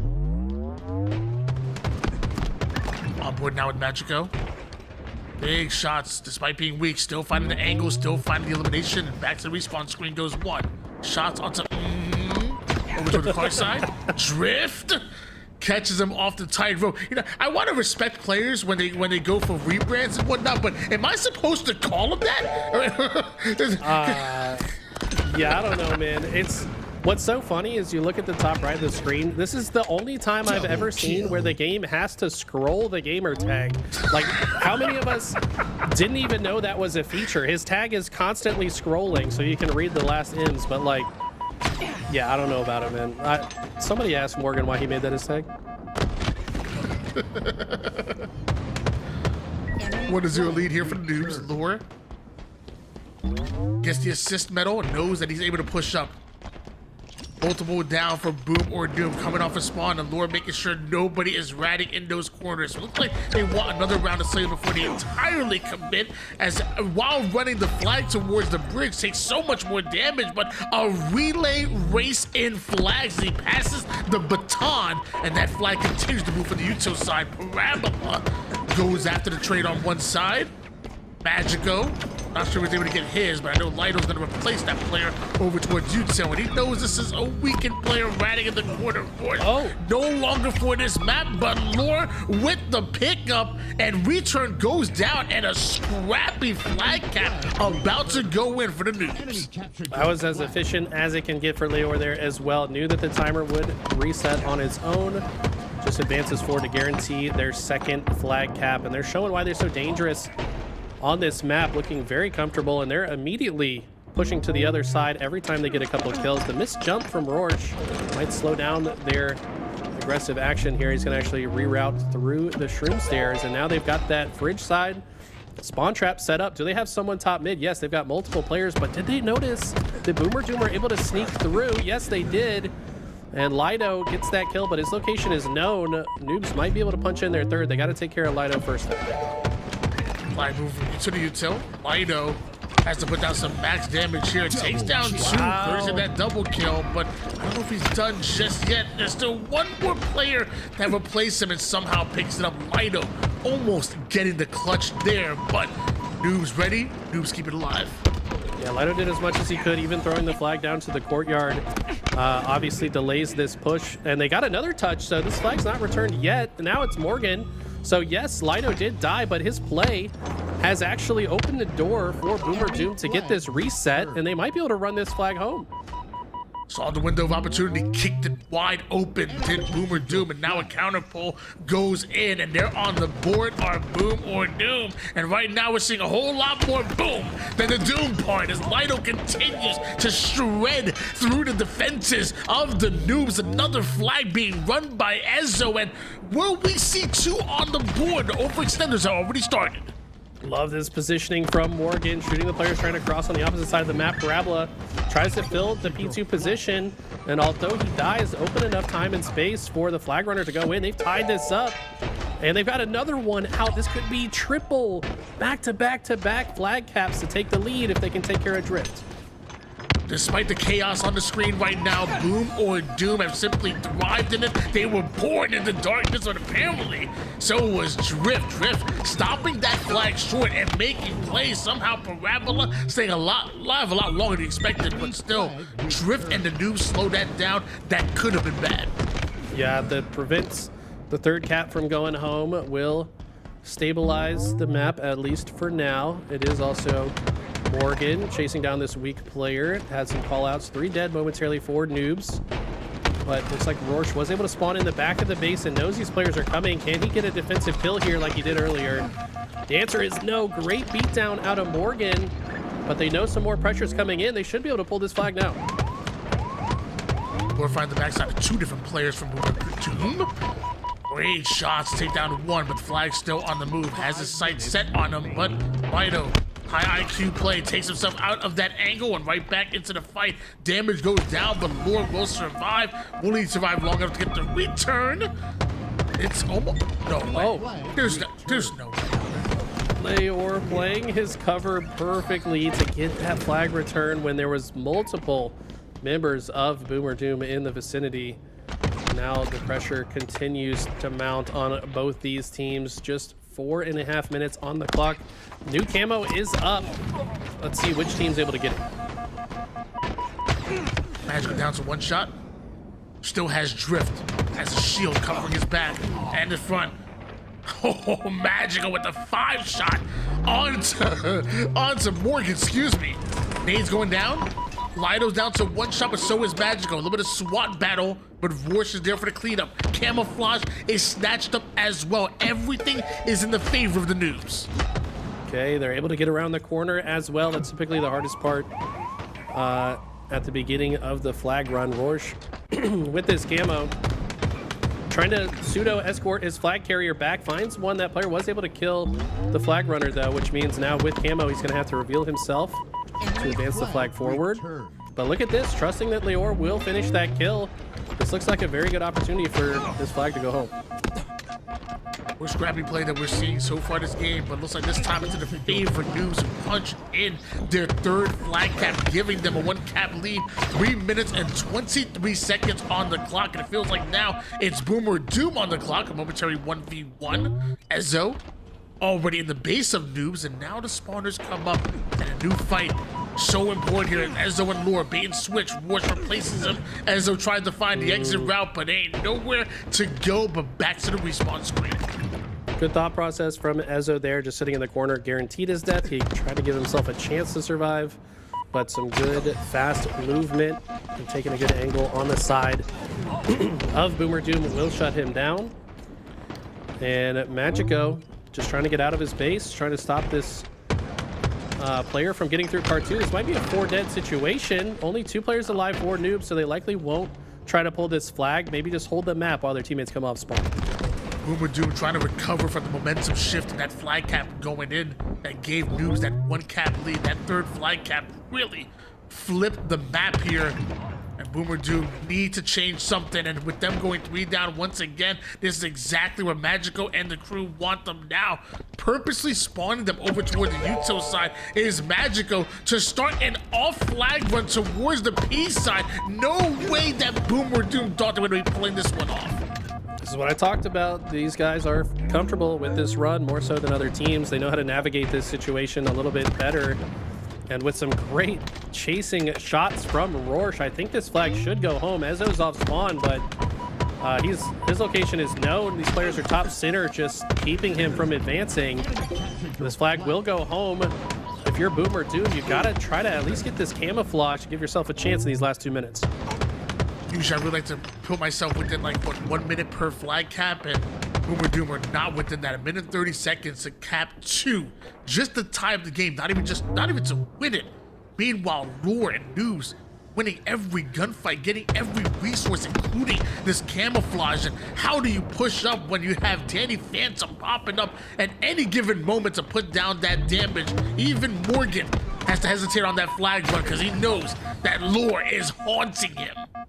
Love the way Lore played that. He said, all I have to do is stop them from getting to my flag, and he shuts that player down. I mean, realistically, Boomer Doom need to capture a flag just to have the option to activate overtime by pulling it again. And that's kind of a lot to ask right now, especially as they go 2 dead. This is just getting more and more difficult. And Drift said, you know what? Let me just chuck this flag out. That adds another thing that Boomer Doom have to do if they have a chance to tie this up. 39 seconds here. Boomer Doom doing everything they can to try to put down the damage, try to get towards that flag, but ain't nothing happening. Lore absolutely shutting it down, along with any hopes of them winning this game, as there's a flag cap that's moving, but it ain't for Boomer Doom. It's actually for the Noobs. They didn't even want time to be the decision maker. They want this flag cap to finish at 5-2, and honestly, I respect that.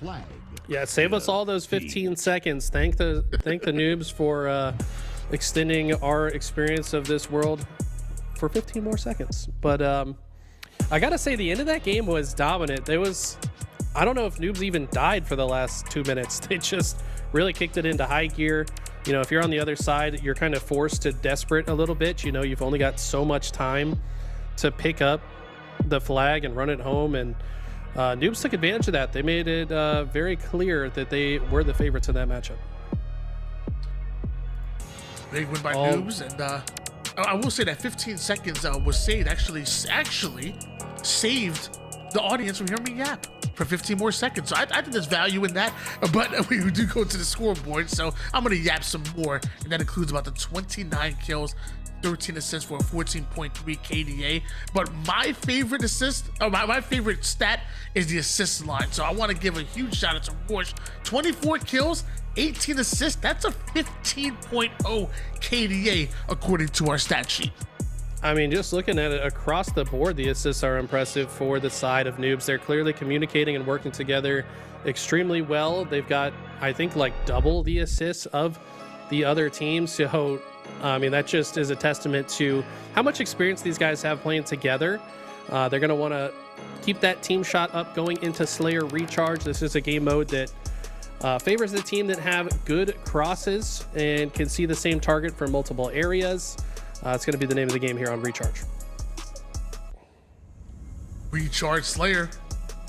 A map where it feels like you can play however it is you really want to. If you want to slow this map down to a crawl, you can do that. But what seems to be more important, at least at the high level play, is continue to keep that same pace that you would on any other map. Efficiency, speed, attacking spawns, even on a map like Recharge, it can drive success as our early leads start to favor Boomer Doom. More importantly, a camouflage snatched up and a momentary forward down for Noobs. Yeah, look at this. They know where Magico's spawning as well. Great cover fire from that C-Plat spawner, Leor. Really pushing Morgan away to give his teammates a little bit more space to work with. The Drift finds a double, so what looked like a situation where Boomer Doom could start to spawn cycle. Look how well Noobs play out of it. They've already they were about to tie things up, but now it is the shock rifle in the hands of Parabola, and he's just trying to stay alive on this pipe side of the map while his teammates come off spawn. Despite the 5-2 finish for Noobs in that game number 1, it was tightly contested for most of that game, and Boomer Doom showing that they are right there in the fight here as they have a 2-kill lead against Noobs, looking to bounce back after that game number 1, make it 3 and back down to 2. Lure with the shock in hands over on the gold side, almost catches the toesies that player, but they slow down for just a moment before Lido flies into the tower. Leor knows this player is pushing behind him. Great switch of target. The melee lunge going to throw off his headshot in that moment. Ezo not going to be rewarded with any shock rifle ammo as it has been depleted. And look how aggressive Lido is. Must have heard this guy was weak. Tries to chase him down, but Drift beautifully plays around cover for long enough for his teammate to get that kill. Ezo pushing up over towards A. Somehow gets the kill. Don't know when Drift threw that grenade, but it did cause a bit of a trade. Lore with the damage going down and a little bit of a peekaboo battle. A little jiggle peek action ends up leading to both players hitting the black screen at the exact same time. 17 to 15 advantage. That might have been the most Halo Infinite fight I've ever seen. Yeah, I love that Morgan's utilizing that new jump that was added last year to just give players another way to get to top class. Looked like they were not ready for it. Morgan does get taken down though, so pipe side should be secured now for the Noobs. But we got ourselves a game here, just a 1-kill game. It does feel like Boomer Doom's positioning a little bit worse right now. Let's see if Noobs can take advantage.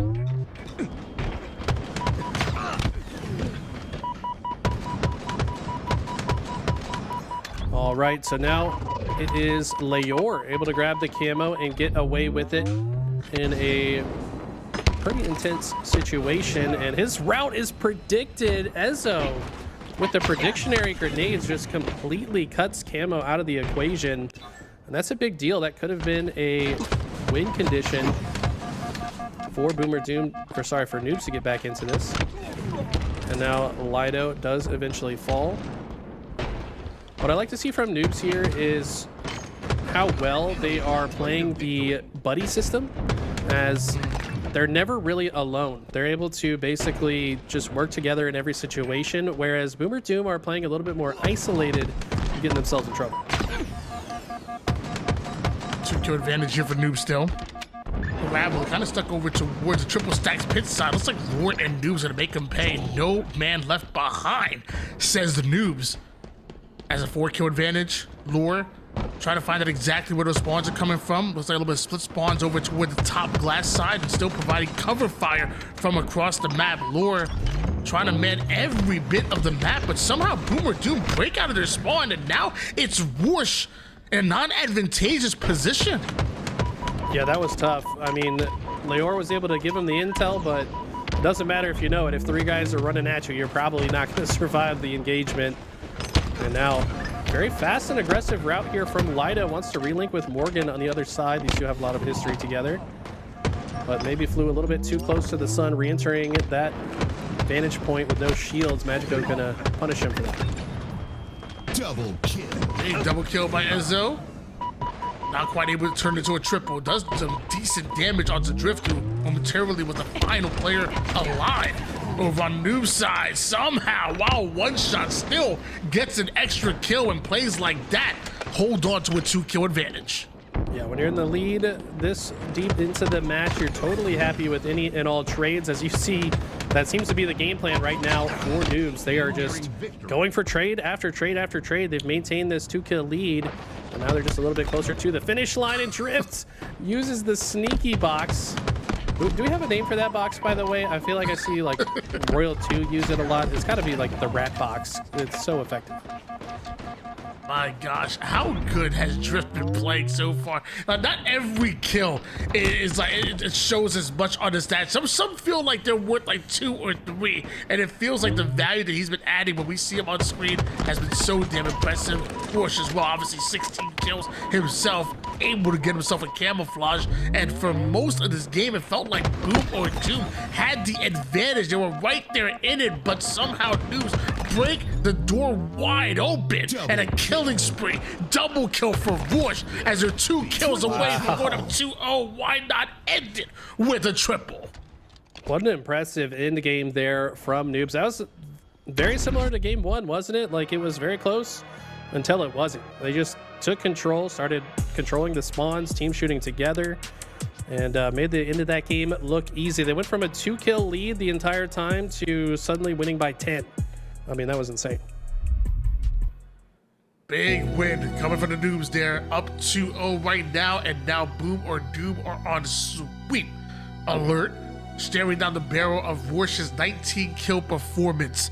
19 kills in a Slayer is serious work, and why not have 8 assists on top of that? Participated in what? That's 27 kills, a 12.7 KDA. My man was getting involved in everything.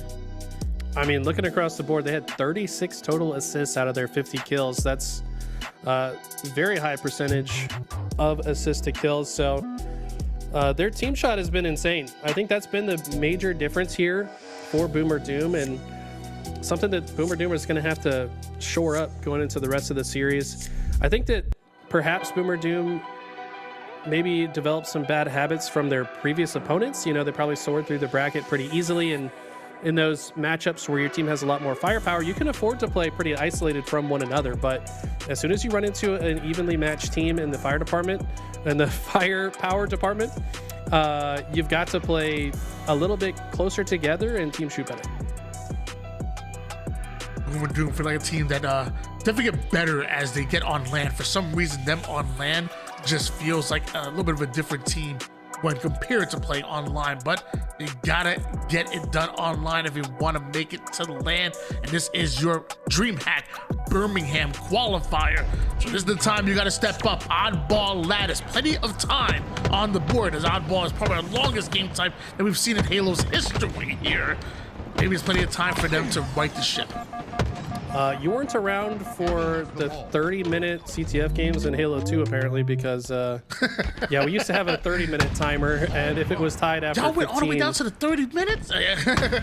Yeah, and then sometimes you'd have to replay it because you'd still be tied after 30. That actually happened at the Halo 2 LAN. But anyways, you're right, this game type very long compared to the rest of the Halo Infinite game modes, which means Boomer Team might have a little bit more time to fix their mistakes. Enemy has the ball. 14 points early here for Noobs, but feels like more importantly getting the ball where they wanted to, which were the blue side, and getting the setup locked in. Parabola, though, finds the weakness within that setup, and so do the rest of Boom or Doom. So only 15 points for Noobs. Boom or Doom scoring. Parabola would love to stay alive with this sniper, so has 3 bullets to work with. A single headshot can really swing the tide in their favor to earn more ball time. Rourke location known. He gets 1 kill and falls as well. And Parabola, with a very aggressive push to bottom center, just wanted to follow up on the damage that his teammate had done. But the problem is, as he left his teammates, they fall on the other side. Let's see if Noobs can break into the setup and maybe force a play ball. Down to 1 shot, Magical nowhere to go. Same for Rush. Momentary 3 down for Noobs. Boom or Doom take the lead, but high ground is king. Drift gets his kill. 3 down go both of the teams, so momentary 1v1, but looks like Noobs spawning on the more favorable side. Yeah, Drift with the oddball now in hand. Tied things up, should take the lead here on the next hold. But no, he actually gets forced out. Looks like Boomer Doom might have spawned cargo and immediately pushed through. I love to see this. Drift had to drop and was not able to play the ball. So Boomer Doom just take their setup right back. And that now Noobs are staggered. I mean, this could get from bad to worse if they can't get some kills off spawn here. What a response by, I believe it was Morgan, I want to say it was. He got a double kill, got some extra damage onto the player over toward the cargo side, but is it enough? As Parabola may be scoring for now, but forced to play the ball. 40 points, not quite bad in this matchup. Now the question is, who controls it when the ball resets? Yeah, both teams just going to fight for map positioning here. New sniper is on the horizon. I think that favors, or I guess encourages teams to hold this side of the map a little bit more than if the sniper wasn't coming up. Shout out to Laz, who made this mistake when we played matchmaking the other day. I know you can hear me. But you got to hold this blue side, and that's why Boomer Doom have broken through here. They want to make sure they can get this sniper into their hands. One after another, players are dropping. Parabola forcing Magic over toward the red tower side, has the help in order to secure the kill. Ball played off the map. Ezzo gets himself a huge sniper, not quite able to find the kill, but Boom or Doom with map control off the reset. Okay, it needs to lead to a ball grab, though. This ball has been sitting top center for quite some time. Ezzo favoring trying to go for more kills instead of grabbing the ball. I think he could have maybe juggled that back to safety, but ultimately ball is now back in the hands of Boomer Doom. And it looks like they're opting to hold it red side, understanding that Noobs are spawning on the blue side. A little bit of points before dropping the ball and really favoring the kills that they must do. Sadly, the kills will not go Boom or Doom's way. 45 points is where they stop. Noob scoring. Good flank here from Drift. That player had no idea. Keeps his teammate alive, more importantly, which means we've got a few more bodies to go into this next play. And Leor has now taken the ball into his possession. Morgan's very advanced on the map and doing a lot of damage, but it's only for so long as he ultimately gets cut down, and Leor will clean this up and get some more ball time. All it takes is one play to flip the script. 4 down, go Boom or Doom, and Noobs gonna take back the lead, which felt like it was rightfully theirs to begin with, as limited bait and switch action still isn't enough to take down Drift over toward the bottom catwalk side. Parabola frustrated with that one, you know, because that's another 3 down, and look at how many points Noobs are able to accumulate because of that. Lido with a clutch kill there should be able to help them break this setup. Lido unfortunately slides directly into a grenade, and look at how well they're watching the flank. They had that place scouted early on. Ezzo gets a nice one, but he gets back smacked. Now Parabola, last player on the map for Boomer Doom. He falls, and Noobs will get the ball back in their possession. Boomer Doom now coming off spawn, have to kind of wait for each other and make a good push. Enemy has the ball. 63-45 is the score line here. Noobs already having a 2-0 series lead, but also a lead in this game, trying to sweep Boom or Doom and looking good. Momentary 1v1 between Lido and Drift. Lido momentarily goes after the ball there. Drift gonna make him pay for that every day of the week. What a clutch 1v1 situation. The rest of his team had fallen. And Drift, one of the most individually skilled players to come out of Latin America. This guy's always making waves in FFA brackets. He's got to have so many top 2 finishes in FFA tournaments, and puts that skill on display in that 1v1 engagement. Now, Leor almost turns 2, but Drift is just comfortably racking up ball time on the other side of the map. Cross map shots from Rush, distracting Parabola, and half of this Boom or Doom squad, and I don't know how that nade connects, but it finds its target. It's a heat seeker, and then the extra damage to allow Magico to pick up the kills over towards the mid side, and before you know it, Noobs and round number 1, the domino, or at least the first one to fall, really felt like that grenade. I mean, the same story throughout this entire series is the assists. I mean, these guys are assisting at an extremely high rate, 10, 13, 9, and 6 just in the first round. And that's something you got to notice if you're Boom or Doom. You're clearly not able to get into the same engagements together. You're getting picked apart. Enemy has the ball. One more round needed here for Noobs to pull off the sweep. Noobs also the first one to have that hand on the ball, bringing it over toward the red side, and Drift taking space with the rest of his team right now, trying to put as much damage, but also stop Boom or Doom at the 50-point mark. That QT brought him right back to where he needed to be. Ooh. And ends up breaking ankles with the instant transmission, looking like Goku in his prime right now.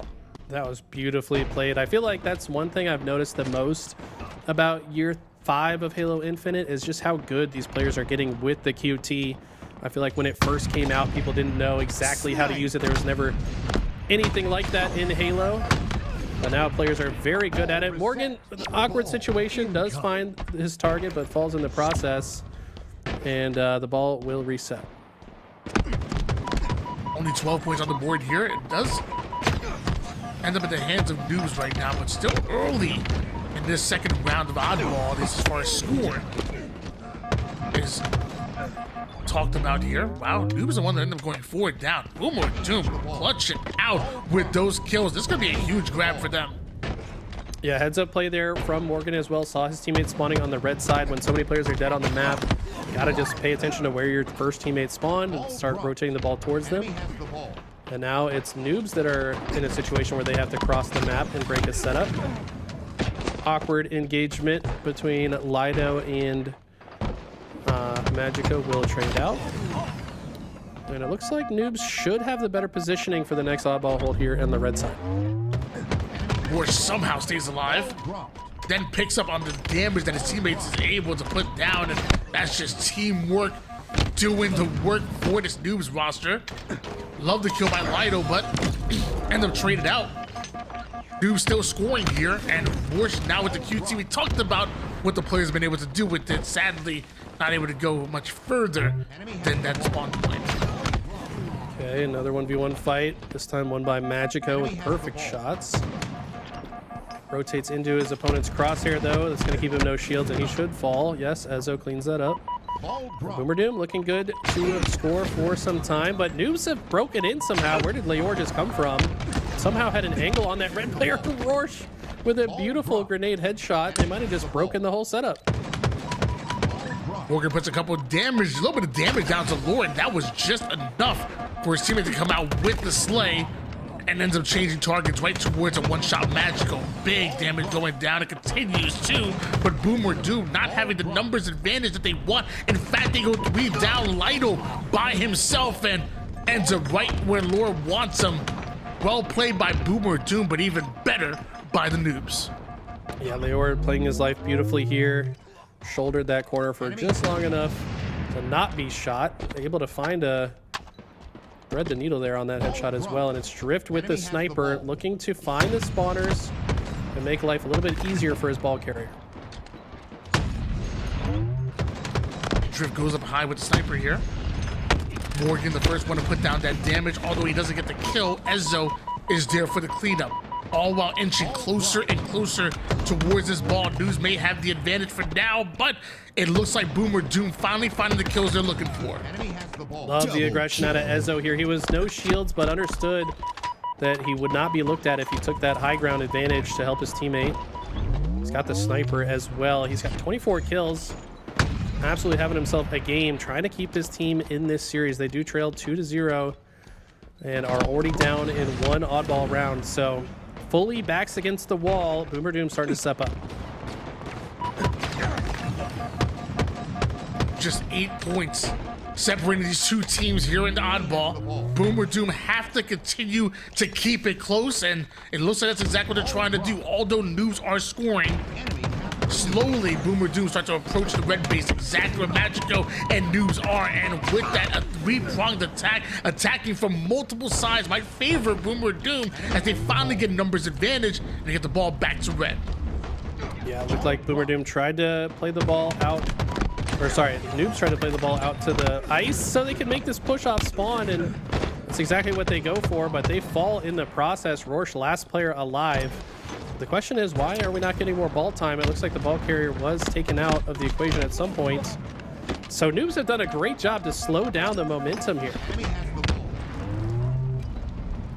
Even when the slays start to go the way to Boomer Doom, somehow Noobs are able to limit the scoring that they're able to do, and more efficiency seems to favor Noobs at the moment here. 61-42 as Parabola right through the front door, able to put the damage down on Warsh. Morgan quickly there for the cleanup, and Morgan back on the ball, but 3 down from Boomer Doom. Okay, this is the question. Can they break the setup? And they've already answered me before I can even finish my sentence. What I've noticed is noobs have just been so relentless with their aggression. They're taking advantage of spawns that they don't think their opponent is reading, and they're just pushing straight into the setup from areas that noobs or that Boomer Doom don't expect, and it's just worked every single time.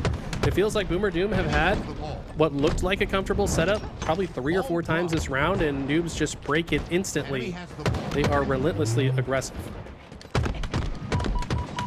First 2 kills go away to noobs. Noobs haven't dropped a single player. In fact, 4 players up for noobs, 4 down for Boomer Doom, and finally to take down Magico. What does that mean? Noobs still scoring. Yeah, ball was left in up in the window, so they had to do a couple jumps to get back to it. And Lido hasn't been seen yet, has now given his location. He's got some help from the teammates, but this is a very awkward situation to play from. You don't have a lot of angles to work with. Enemy has the ball. But man, this has gotten so mixy. I can't even keep track of everything happening on the map. There's so many individual fights happening, but looks like Boomer Doom will end up slightly ahead in that engagement. These points for Boomer Doom are so important right now because, as you notice, 32 seconds with the neutral time, and Boomer Doom need to be close. In fact, they want the lead by the time the Noobs are able to get over towards this ball, and it's not going to happen. It's just not going to happen unless Ezzo ices out a kill of his own and gets this ball away from Noobs. Okay, he's got the sniper too, but his teammates are dying, and wow, Drift just somehow reads that perfectly. Has the reticle lined up, and yeah, at this point they're just going to move the ball even further away to guarantee it, and it looks like Noobs will take the series. Enemy has the ball. Sadly, Boomer Doom simply running out of time, running out of opportunities, and Noobs shut the door on Boom or Doom here in the winner's side of the bracket. Noobs will continue to grind forward over towards the winners, while Boom or Doom have to continue their tournament down in the elimination bracket. What a series by Noobs, and if you thought it was gonna get any easier for them, I think you're sadly mistaken, because Luminon Gaming is next on Noobs' path, and that's a tough one. Yeah, Luminon definitely power ranked in the top 2 right now. They just had a great showing at the LVT LAN last weekend. Shout out to anybody that was had the pleasure of watching that.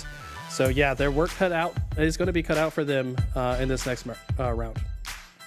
Take a look at the stats real quick. 27 kills and 27 assists by Magico. You know I love that. Matching your kills and assists is what I love to see, but also love to see 33 out of Rorsch and 34 out of Lord. Just everybody playing their part in a decisive win for Noobs on their way to a sweep on Boomer Doom. Noobs will continue to go forward to the winner's side. Boomer Doom down and lower. We come back. We have Noobs going at the number 2 seeded team here in this tournament, Luminon Gaming, next in their path.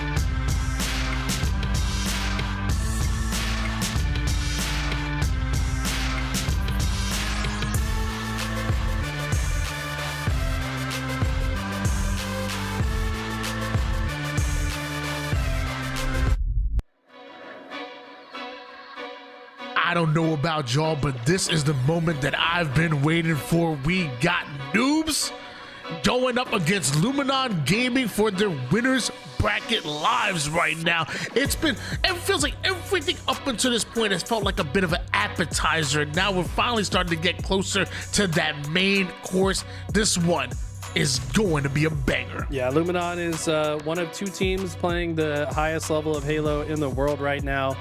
They've even taken a few series off Shopify, both on LAN and online, so can expect a lot of good things from this squad. What I really love about this squad is just how vibey they are. They all have a good time, but when it comes time to gaming, these guys can take it extremely serious, but they've always got each other's back.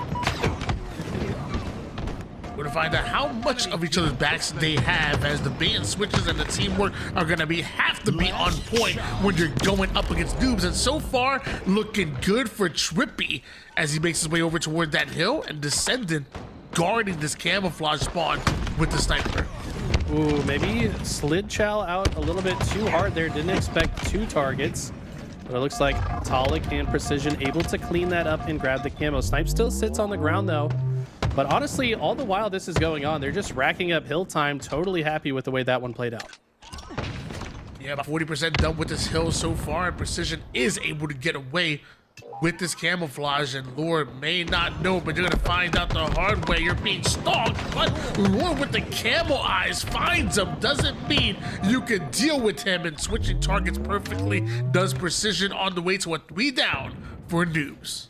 Yeah, it looked like Precision did not have first shot in that fight, but just used the Spartan mechanics to the best of his ability. You probably can't tell from his first-person POV, but he was moving his Spartan all sorts of ways that threw off Rorschach's aim there to win that fight. And now they've not only captured the hill, but also tried to fight towards this tower side. And Precision, last player alive for his team, cleans up a couple of kills and should be able to hold this space while his teammates come off spawn. 4 down go dudes. It was funny. Precision was definitely looking to go tower side, but he's like, oh wait, everybody's dead. Let me hop in the hill. Does Precision as Drift distracts Talik enough for Force to come in for the cleanups, and now we see noobs attacking from the nest side. Although Trippy is able to take down one from top mid, noobs still claim control of the C side of the map.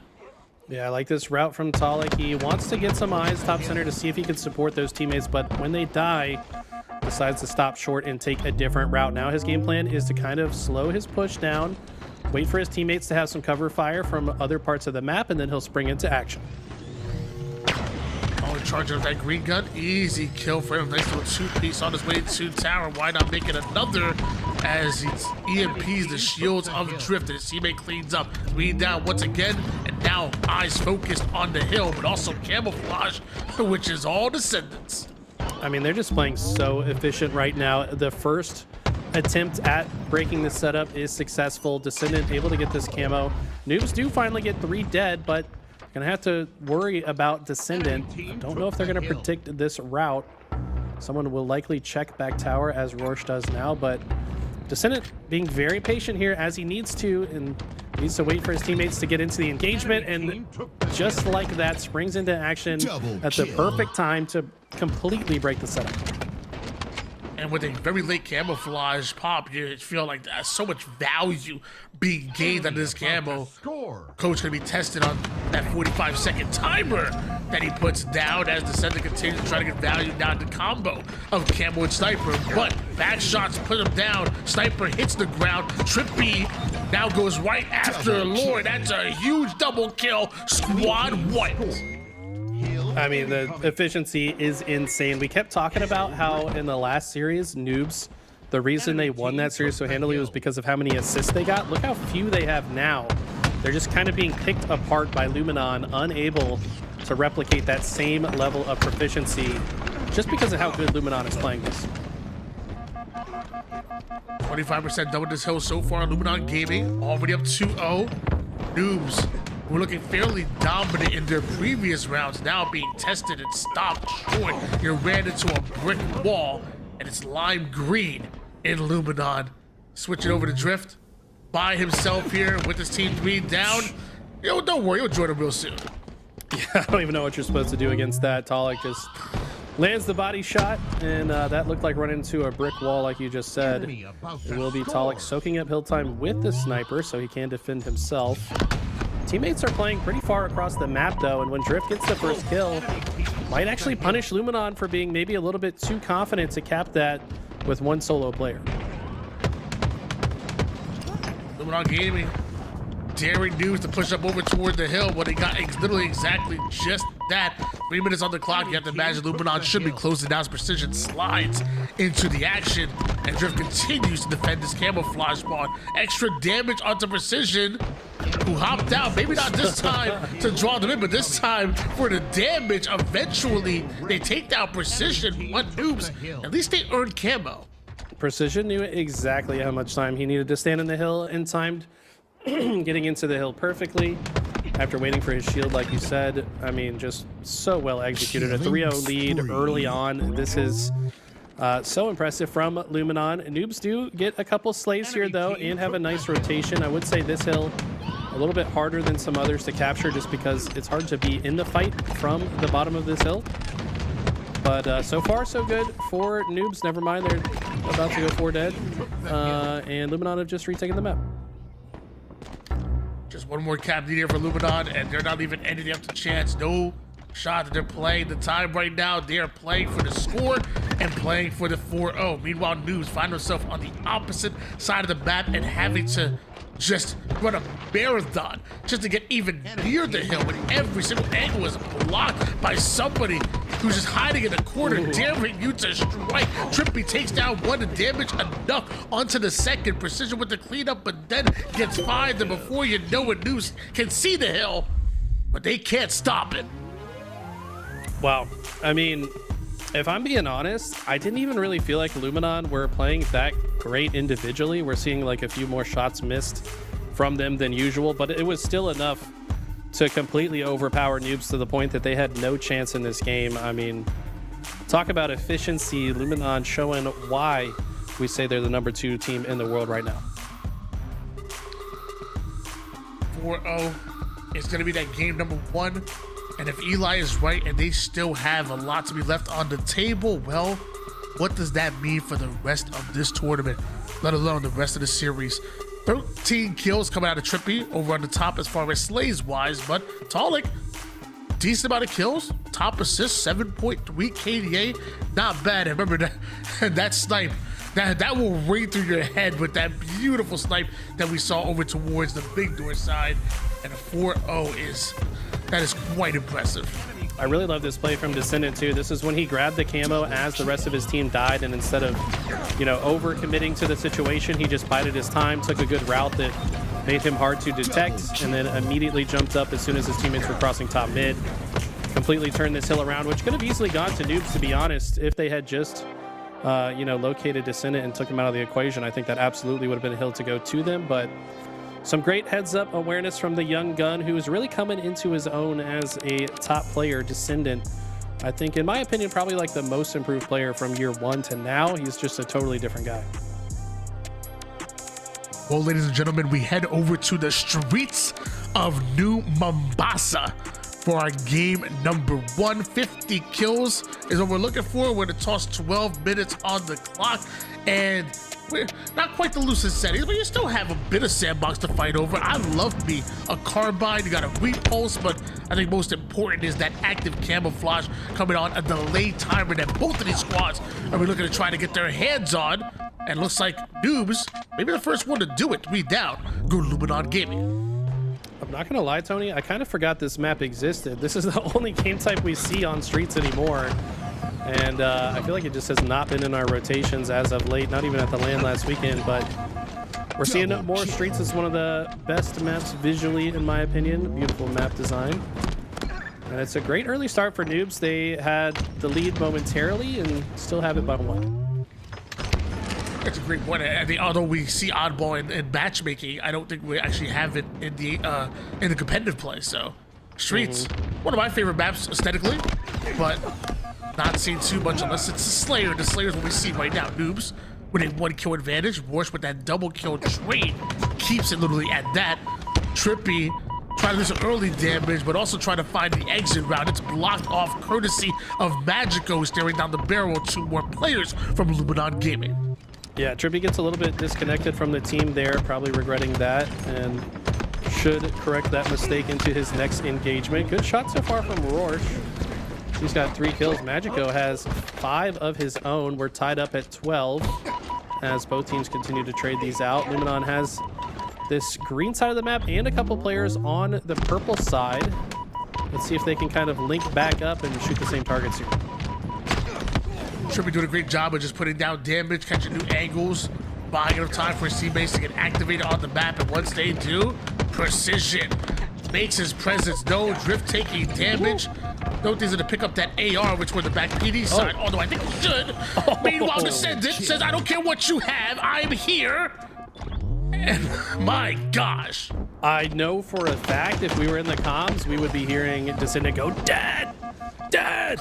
Just pumping up Precision. I mean, that duo, Precision and Descendant, like they go back-to-back double kills. They're just powering each other up. Like they just get stronger when they see each other succeed. So beautiful sequence there from the side of Luminon. Can they snowball this into an even greater lead?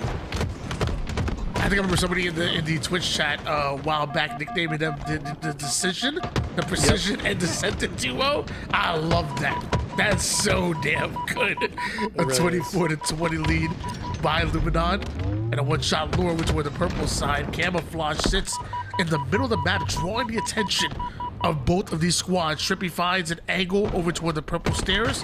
Talik up high and puts shots up to the low ground, and that's just what Trippy wanted. The early damage, early cleanup, and continues. That's just textbook out of Luminon. Yeah, I mean, that was so smart from Trippy to just sneak through on that purple side and hold his position.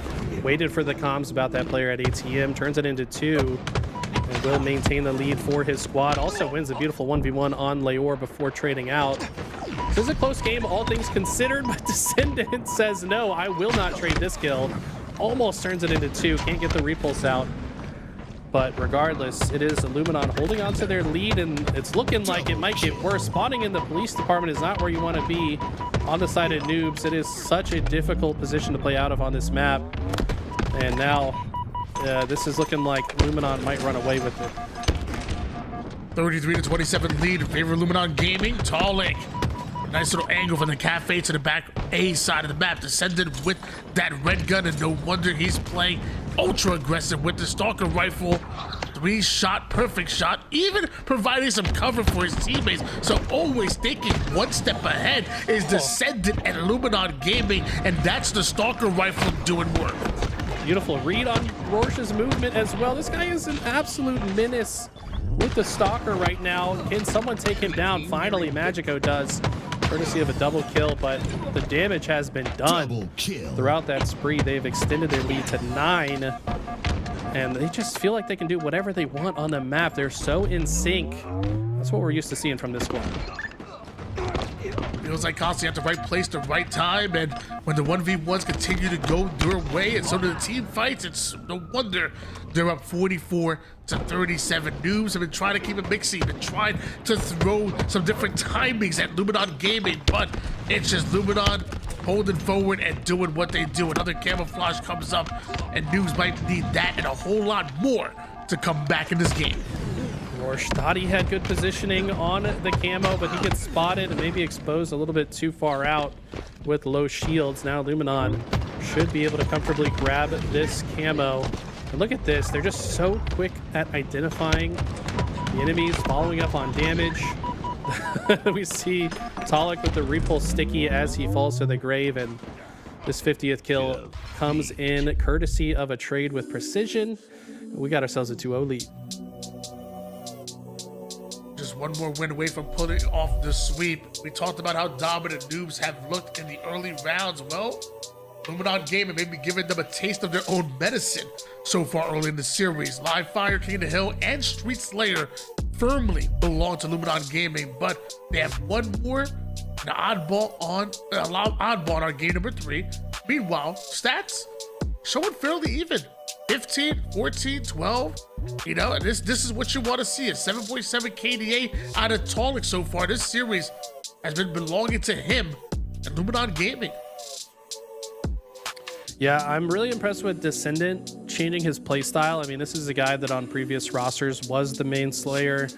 was constantly in the opponent's face, picking up power weapons. But on this roster, he's actually taken kind of a different role. Like, of course, he'll use the power weapons when necessary, but for the most part, he's kind of like a lurk player, to like draw some comparisons to the way Counter-Strike is played. He's just trying to like find sneaky engagements. He's very patient. He listens to the IGLing of Trippy very well.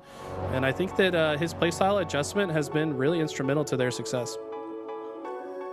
Now, Callus and Eli, I know we getting old now.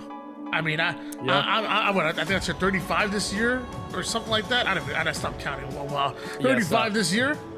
I swear, I saw Precision shooting a 78% accuracy last game. 78%. Nah. I'm not, yo, Callus. Let me know in Discord chat am I right about that? I swear I saw a 78% accuracy out of Precision. They don't call him Precision for nothing. That's crazy. Yeah, that boy precise. I'll tell you that much. And he's got the movement to back it up as well. I mean, this guy is one of the hardest kills on the map. Always. And look at this, the 4-hit bottom center. I swear, these guys call these strats mostly to just have fun and get some dopamine out of it, but it's not going to pay off this time. Apparently sending 4 people to the same location at the bottom of the map doesn't typically have a high success rate. Enemy has the ball. Magical snatching up everything with his grapple. Nobody having to go towards the mid-map. The problem is that Trippy, he ain't in the mid-map. He's right in your gold pipes. Right in your face. 3 down, go new. The 4th one is going to fall. And even the spawners being lurked by Trippy and Luminon Gaming. Yeah, now they've got that L-shaped setup, so whatever route Noobs decide to take, they will likely be spotted. Great double melee from Roars. Trippy going to be kicking himself over that one. Kind of an awkward melee fight, but that's going to open the door for Noobs to push right through. Love this aggression. When you got your numbers advantage, take advantage of it to the fullest, as you don't want the spawning players to get back into the mix. And this is the best that we've seen Noobs look so far this series. How long can they hold on to the setup? One thing I gotta say about Roars and the Noobs, no back down whatsoever. Many other teams after the 0-2 start that we saw would have been hesitant to take that play. Not Roars, not Noobs. They know that they're in it and they would love to take a win off of Luminon Gaming. So far looking very good as Roars wins another fight. Excellent damage onto Trippy as well. Roars already 4-1 and making high IQ plays. Yeah, he had 2 players one shot, but Luminon just played that so patient, just held their cover until the other player could enter and take him out of the equation. Despite the great plays from Rorsch, it is Luminon back in control of the oddball. And now it looks like Talik is just waiting so he can feed information to whoever goes through that door, drop the oddball, help with the fight. And these 2 players have no chance. Precision's going to clean them up very easily. Oh! What? Ethan! Stop it!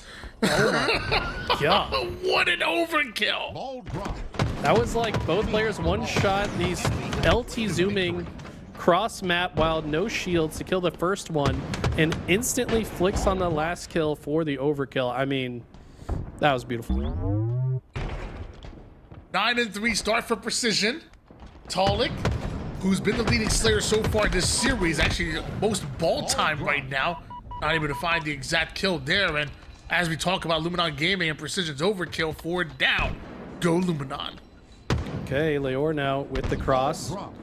His objective here is to feed information to his teammates about where Luminon are trying to cross and also slow them down in the process. Unfortunately, doesn't get enough damage down before the beatdown onto Descendant. Descendant's going to run right through. And this is what we talk about, man. This team will fall into a disadvantage. You know, it's easy to lose a fight in year 5 of Halo Infinite. Everyone's so good, but what makes Luminon so impressive is how quickly they flip from disadvantage back into advantage. What felt like should have been a long run of ball time for Noobs is only limited to a few seconds.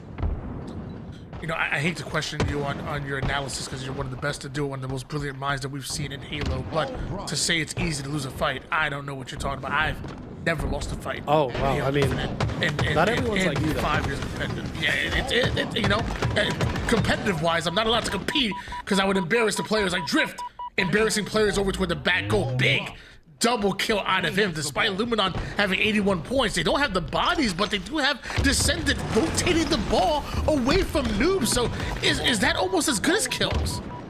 I mean, Maybe not. Drift has the cover fire here with the shock rifle. They actually get 3 dead, so this should be a comfortable oddball hold. Do they have the knowledge of the spawns here? It looks like Drift trying to take some space, understanding Luminon is likely to push through the tower, and this player should die to that grenade. Beautifully played there from Drift, and is somehow still alive. This is going to be a solid stretch of ball time. Luminon looks like they've slowed down because they lost the opening pick of the fight. They're not going to continue to push. And now with 4 players back alive on the map, likely to push now. Pressure definitely feels on the other side of things, at least momentarily. Wow. Noobs did What? seize opportunity early, but as quick as they had it, it's gone. 4 down. That was insane. I mean, to get 4 dead from disadvantage without losing a single player in the process, not a single trade along the way, and then Talik's in the perfect spot to spot the next set of spawners. I mean, they just played that perfectly. That was insane. And so far, perfect has been what Luminon Gaming have been this entire series. Already up 2-0, 1 game away from pulling off the sweep, and now 1 round away. Precision playing SWAT at this point. The reaction, like, I don't think he even slowed down his rate of fire for the last kill. Like, he was shooting just as fast as he was on the previous target and just snaps onto the last guy for the overkill. That was disgusting.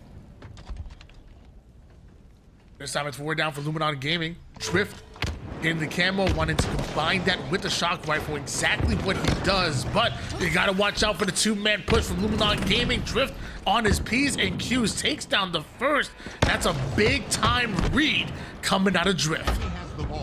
Yeah, this is a huge advantage in the early game. Camo shot combination, one of the most deadly in the game. And they've got a solid setup. They know that Luminon should be spawning in A. Leor did make an aggressive push into A, though, which flipped one of the spawns.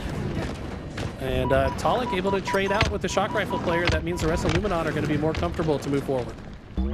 Highly unfortunate for Noobs. Luminon Gaming winning that round of Slays decisively, only dropping 1 player, while Noobs momentarily drop all 4 players. Trying to rotate this ball toward the back blue. Drift playing a bit of catch up from the gold to the long haul side. A long rotation must be made, but maybe that grapple might make it a bit shorter.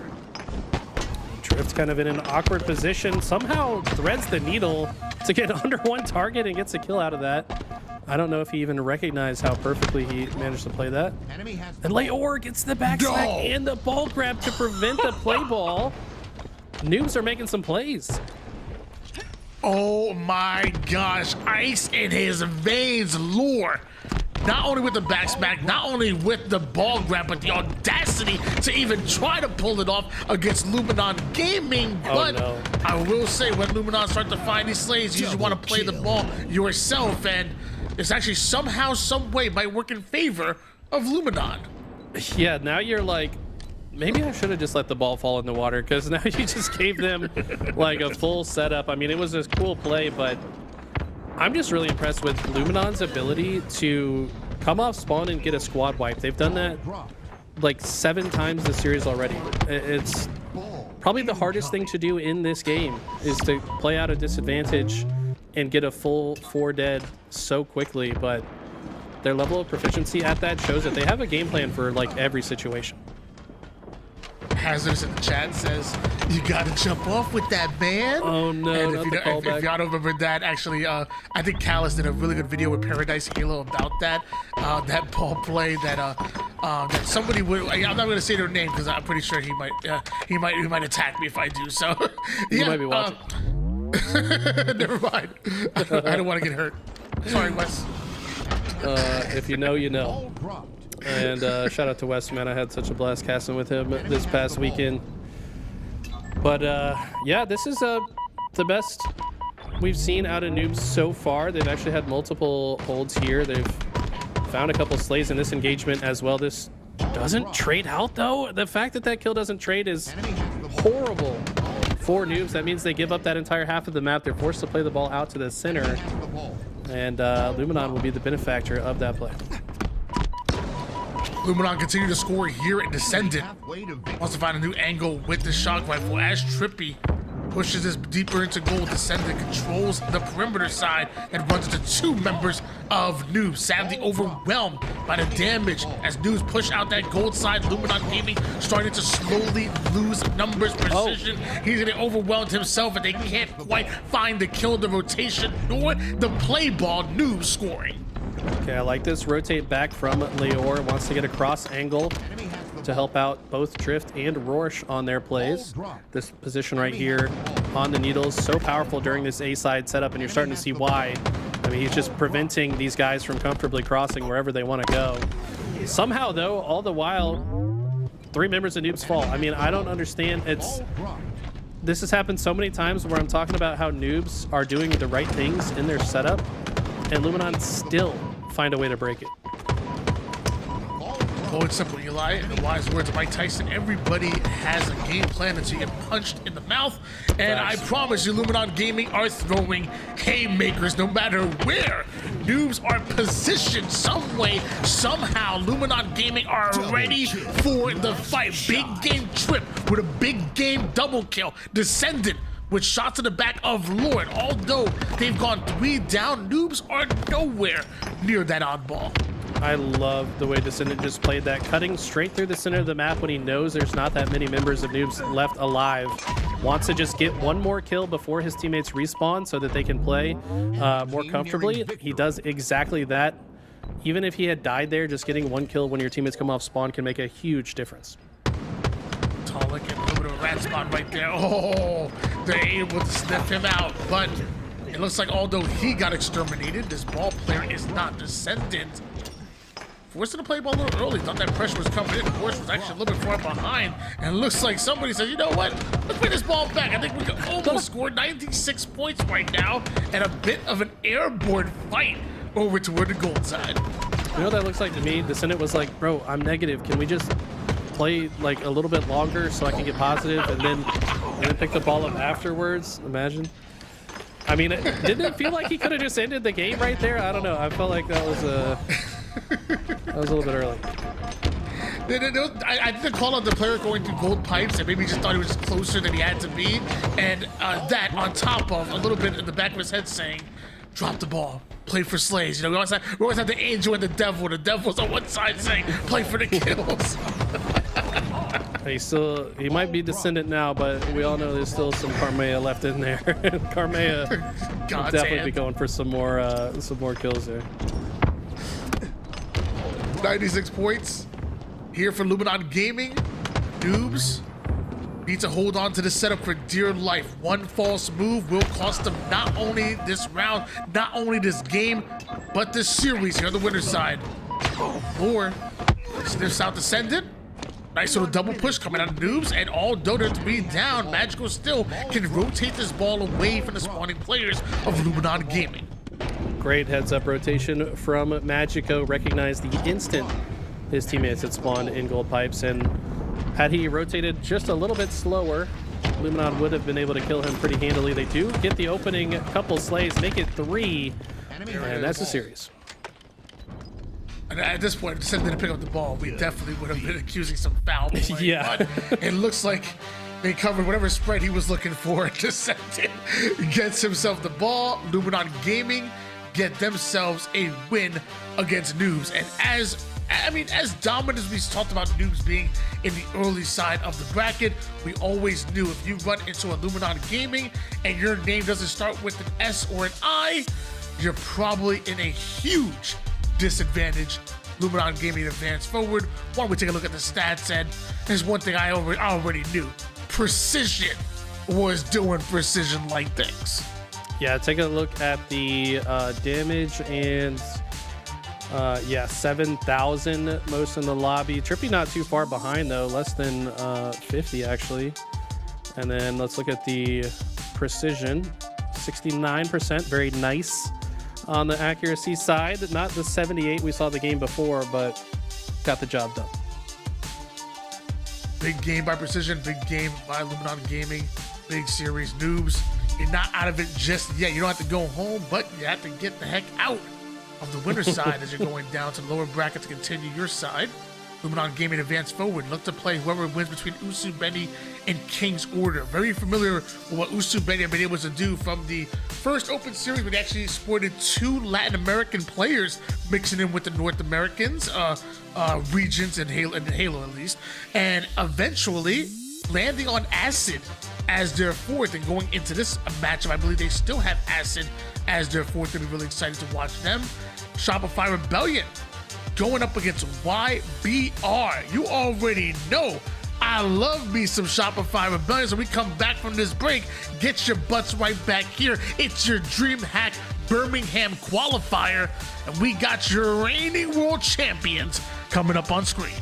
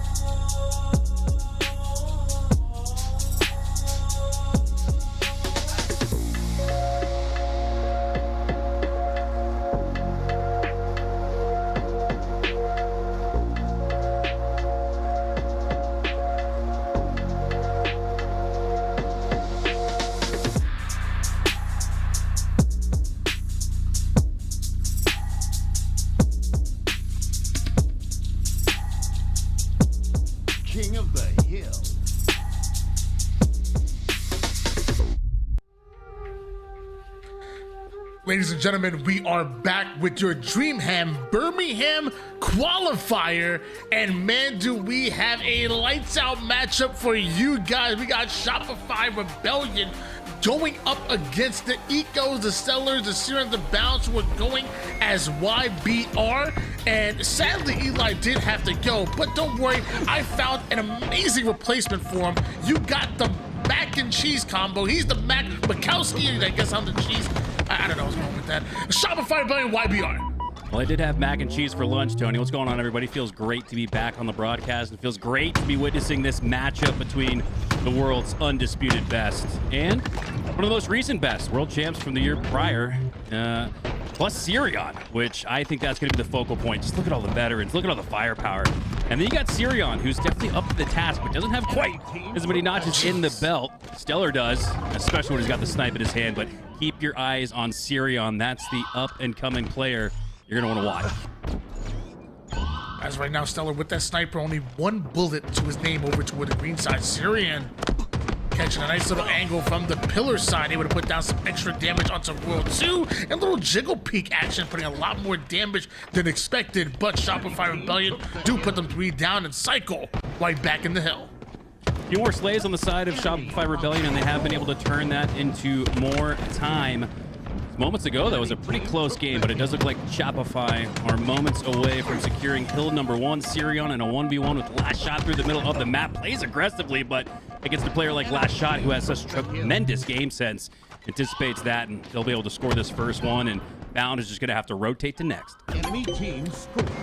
World 2 holding down that angle perfectly. Cycle taking ultimate space all the way through the A side, continue to rain down pain on the members of YBR. Cycle now has Stellar in his sights. Excellent shots in the back of him, trying to make his way over toward the kill, but Sirion and the rest of YBR, I was gonna say have his back, keyword had his back, because Frosty ices out a triple. I'll tell you, the only good thing here in this situation, Tony, after YBR just get absolutely destroyed, is that they've finally all gone down as a team of 4.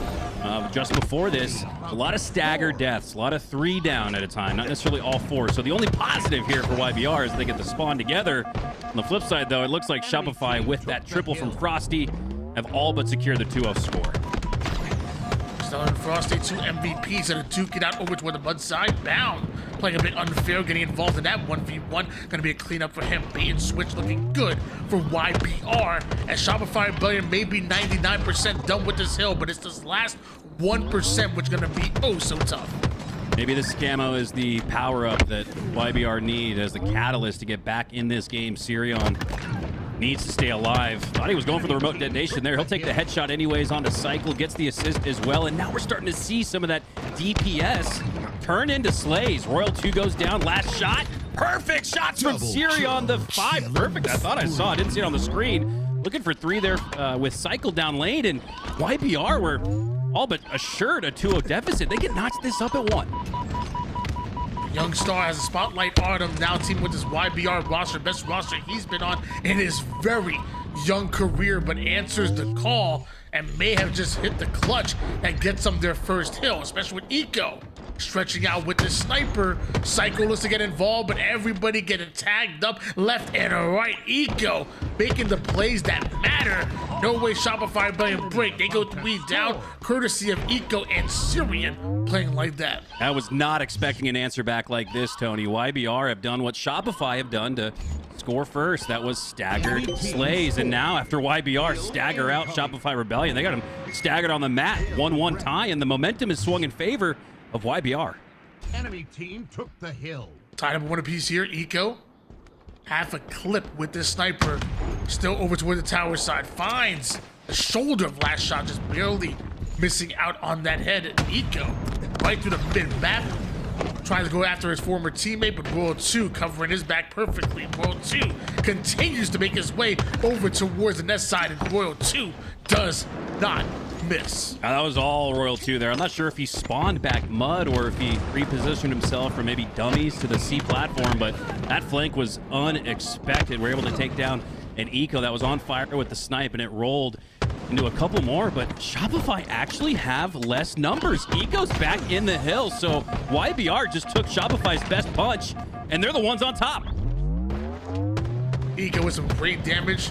Loving the way Eco's playing on screen. Maybe only 7 and 9, but the 6 assists have been felt. He's been all over the map, putting down damage, making the high IQ plays. Every time he's on screen, it feels like he's getting max value out of his life. And speaking of value, Bound with the damage onto 2 different players. Both players hit the black screen, and Eco, as much as we talked about, he almost caught that grenade. Ooh, Stellar almost got stuck in a bait and switch there on the wall. She was fortunate to trade out there, as now we got a 1-1 tie.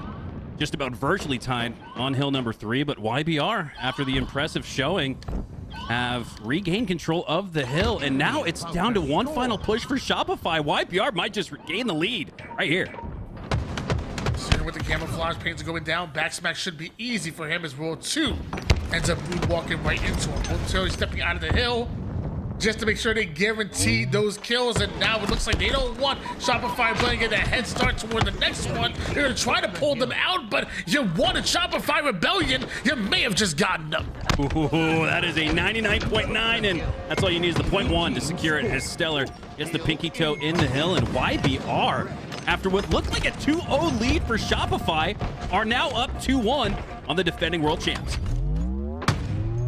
A high IQ play by YBR, stopping Shopify Rebellion from overextending toward the next hill, daring them and forcing them to push out as YBR continued to go slay for slay with them, trades left and right. Enemy team took the hill. It's like YBR now spawning over toward the back green side. Cycle still has this sniper in hands right now, and a little bit of QT to work with. First headshot onto Bound, beautifully placed by the MVP. Then right through the middle he goes. They can't even go in for the hill. Cycle needs kills.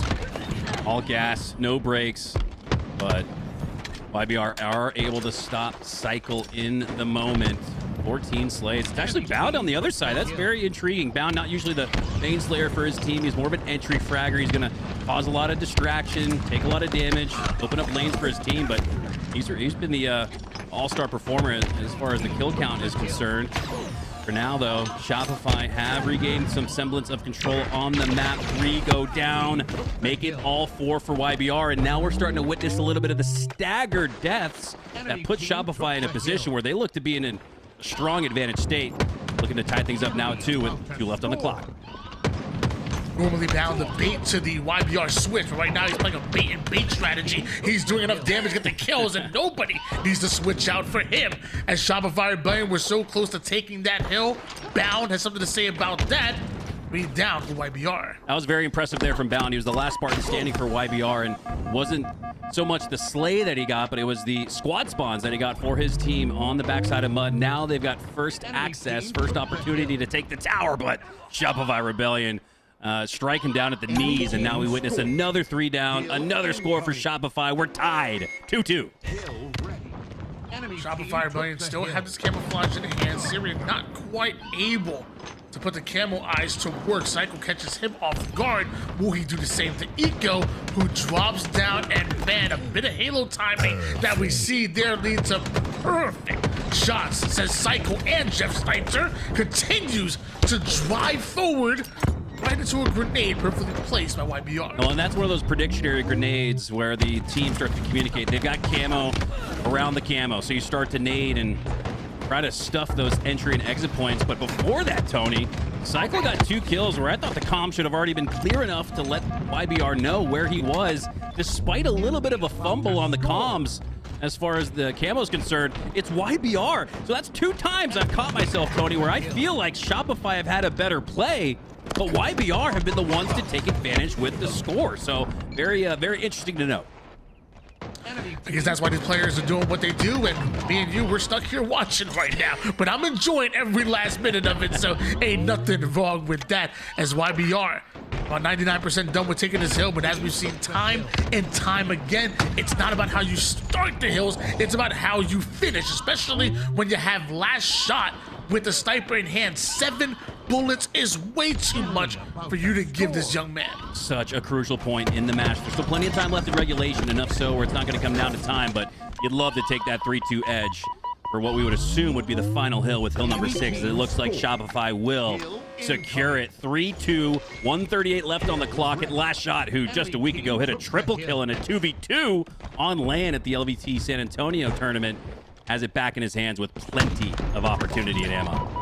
Killing. What's better than that? Maybe a kill tag on it 4v4. 3-2 advantage here for Shopify Rebellion. And Last Shot does have enough ammo to make literally just that happen. Bound, waiting for the camo to come up. The only thing you'll get is your maker as Last Shot goes right to the face of Bound. Continues after Syrian. 3 down, go YBR. And this is where things go from bad to worse. I thought we might have just witnessed the world's first caster blessing with Last Shot eyeing up a potential multi-kill there. No worse for the wear, though, as it looks like what we're seeing here, Tony, is Shopify with their advantage state up 3-2. They might play to make it a 4-2 win, but they don't have to press and stress for it. So they are free and easy rolling in the last 45 seconds of this match. They don't have to go for time. You're going to see them shift a little bit more towards a defensive posturing. World 2, boxing over toward the back green side. Frosty with some shots on the Bound. It's like Carbine gonna be what finishes him off as makes his way towards Nest in front of 3 more members of YBR. This camo might be really important for him to try to conceal his presence, but he makes it known and does the damage. That's big. Frosty going down, opens up the lane at the Nest for Stellar to push through, and now he's got Last Shot dead to rights. And all 4 dead for Shopify Rebellion. In the final moments of game number 1, we could witness a classic comeback. Only 14 seconds left. About 30 needed to come back and tie it at 3, but they've got everything in front of them that they need. With that 14 seconds on the clock here, neutral time, that means only 1 round of slays and maybe even a half a round is all they need in order to secure it. Bound, though, he knows where Frosty's at, and now he's going to find out where 3 members of Shopify Rebellion are spawning. At this point, Shopify Rebellion may be thinking about forcing the tower side, but it's tough. Bound is watching, Bound is hunting, and YBR tie up the game and have mostly favorable position, at least for now. Not anymore. That was a near flawless hold there from YBR, and Last Shot, though, doesn't let us get too excited about the potential comeback he's already putting together. The second triple kill here for Shopify in the end game. 1 second left on the clock, but that's just a technicality. Next score wins. Could it be YBR stealing it, or maybe Shopify Rebellion just teasing us just a bit here, having me on the edge of my seat? The Shopify Rebellion start off about 20% ahead of this hill. Syrian, though, stealing that sniper, and that may come to bite Shopify Rebellion here on the later side. If there's any chance that they break this hill as fast as they need to, it's on the backs of this sniper and Syrian. Not just a shooter on the basketball court, but a shooter here on live fire as well. Oh, it looked like Shopify were starting to run away with it, but Syrian just gave his team a chance, took down 2, and most importantly, made sure that the sniper remained in his team's possession. Only 1 shot, but if we know Stellar, he can turn that into a heady. Unfortunately, he doesn't right there. He does clean up onto Frost. He gets taken down. Now Last Shot makes his move through the Nest Bridge, and with 4 down for YBR, this might be all but over. Syrian making some plays here, but doesn't seem to be enough as Shopify Rebellion have the setup they're looking for. Eco gonna try to make a play here over toward the long side, but he needs a teammate top in that hill and stop the progression, get the neutral going. It looks like they're able to do it. Does Stellar, but as Stellar goes down, so does Eco, and so does YBR's chances of stealing that one away from Shopify Rebellion. Man, if that's what we have to look forward to the rest of the way, that's been a big part of the conversation, Tony, in the offseason, into the grassroots year of Halo here in year 5. Who can beat Shopify Rebellion? They were flawless, undefeated, up until that LVT land in San Antonio, where they not only lost a couple games, but dropped a series or so. Now, the tightening of competition has begun. Who's going to be the team most likely to fell the most difficult foe in Halo? Could be YBR. Yeah, I feel like last time we saw YBR, they didn't really look like they were in top form. Really, it looked like Shopify Rebellion were just that damn good. But YBR, we have to consider that Bound was playing Call of Duty not so long ago, then decided to take a break up until this roster came together. We don't know how much Eco and Stellar were grinding leading up to this year, and I don't even know if they even scrimmed one time since the first time they were put together during that open series. So with time comes experience together. comes more comfortability, and YBR clearly look a lot better than the last time we saw them and look like a legitimate threat to Shopify Rebellion and everybody else in this tournament. Man, that's going to be very interesting. And it's not to say that, you know, you could make a case that YBR is the most likely to give Shopify some troubles, just like we saw there in game one. There's a few teams that are on the come up, though, so a very exciting year of Halo is brewing as we descend to the streets, a classic Slayer for game two. Bassa, favorite aesthetic in the map, in the game. We love this kind of neon vibes to the map, and Eli talked about it earlier. It only have Slayer in it as far as competitive play. We do have Oddball in ranked gameplay, but I want to see more streets, and we just don't see it that much, sadly. Triple kill. I want to see more last shot, more triples, more overkills, please, and what, kill tag? If not for the timing, he was shooting good enough to make it a maybe even atrocity, but all of this damage is going to roll down the hill like a domino, a freight train, as last shot earns the overkill. It was 4-0 at that point, and in the blink of an eye, they've already doubled up +1, 9-1. This is Shopify at their very best. 5-0 start for last shot with an overkill seemingly out of nowhere. And that puts YBR way behind the 8-ball. And as much as we've been talking about how competitive YBR looked like in that last game, well, in this game right now, Shopify Rebellion are just dominant and cannot be stopped. This is why Last Shot is the best player in the world. Tony, you just saw the overkill. You saw a couple after that. Did you see him sneaking enough damage to get 4 assists? The most in the game? Nobody on YBR even has one until Stellar finally gets an assist. So for Last Shot, man, my God, how many times do we say most kills, most assists, least deaths? It feels like every game with this absolute phenom. They have more than, at this point, a 3x scoreline of the opposition now. Shopify Rebellion 18-6, but with Bound and Stellar with back-to-back kills start to inch their way closer to eating at this lead. I mean, the good thing for YBR is that this run happened so early. They can restart, they can regain. It's not impossible. Not impossible. Yeah, Slayer does lend itself sometimes, Tony, to a game of runs a la Rucker Park basketball, right? Where you see, you know, 10-0 runs, 10-0 runs. It's possible. It's not like you're playing Solitude here, but it is possible to see a game of runs. And just as I say that, YBR are starting to put it together. That's exactly what you want to see. All 4 up and at least 2-3 down on the side of Shopify Rebellion. So they are starting to bring this game back, but did they not afford themselves enough opportunity after the just nuclear start from Shopify off the rip? The sad part with this pace of game that's being played right now, it favors Shopify Rebellion. Every single trade goes their way, and if Shopify Rebellion aren't matching YBR kill for kill, they're getting 2 for 1s, which is exactly what YBR need on the other side of things. And because of that, you allow Last Shot now to get away with the camouflage, and every win condition that you need seemingly goes the hands of Shopify Rebellion. YBR need a reset, and so far it just hasn't come. Double-digit lead by Last Shot and Shopify Rebellion. I know Last Shot's from Tennessee, but he's from Texas the way he knows how to hold him and fold him. Did you see the way, Tony, he aggressively, almost like overextended a little bit to grab the camo, but he wasn't playing for lethality. He was just playing for damage, enough so to open up the lane in the middle to grab the camo. Very aggressive. And then on the flip side, just as he backed up to the bottom side of A, Sirion presented himself in a pretty fair 1v1. And Last Shot, you could see him anticipating, do I want to continue to take the fight? Just did enough damage to take Sirion down to 1 HP, and then played it safe. So to have that dichotomy, right? Like a lot of Halo players, you kind of know what to expect. You're either going to slide out, play fast and aggressive, or turtle a little bit and play more cautious. Last Shot does the best of both. And because of that, Shopify Rebellion 12 kill advantage here. And again, this is night and day from what we saw in that game number 1. Close, and multiple times YBR looked like they were about to steal it away.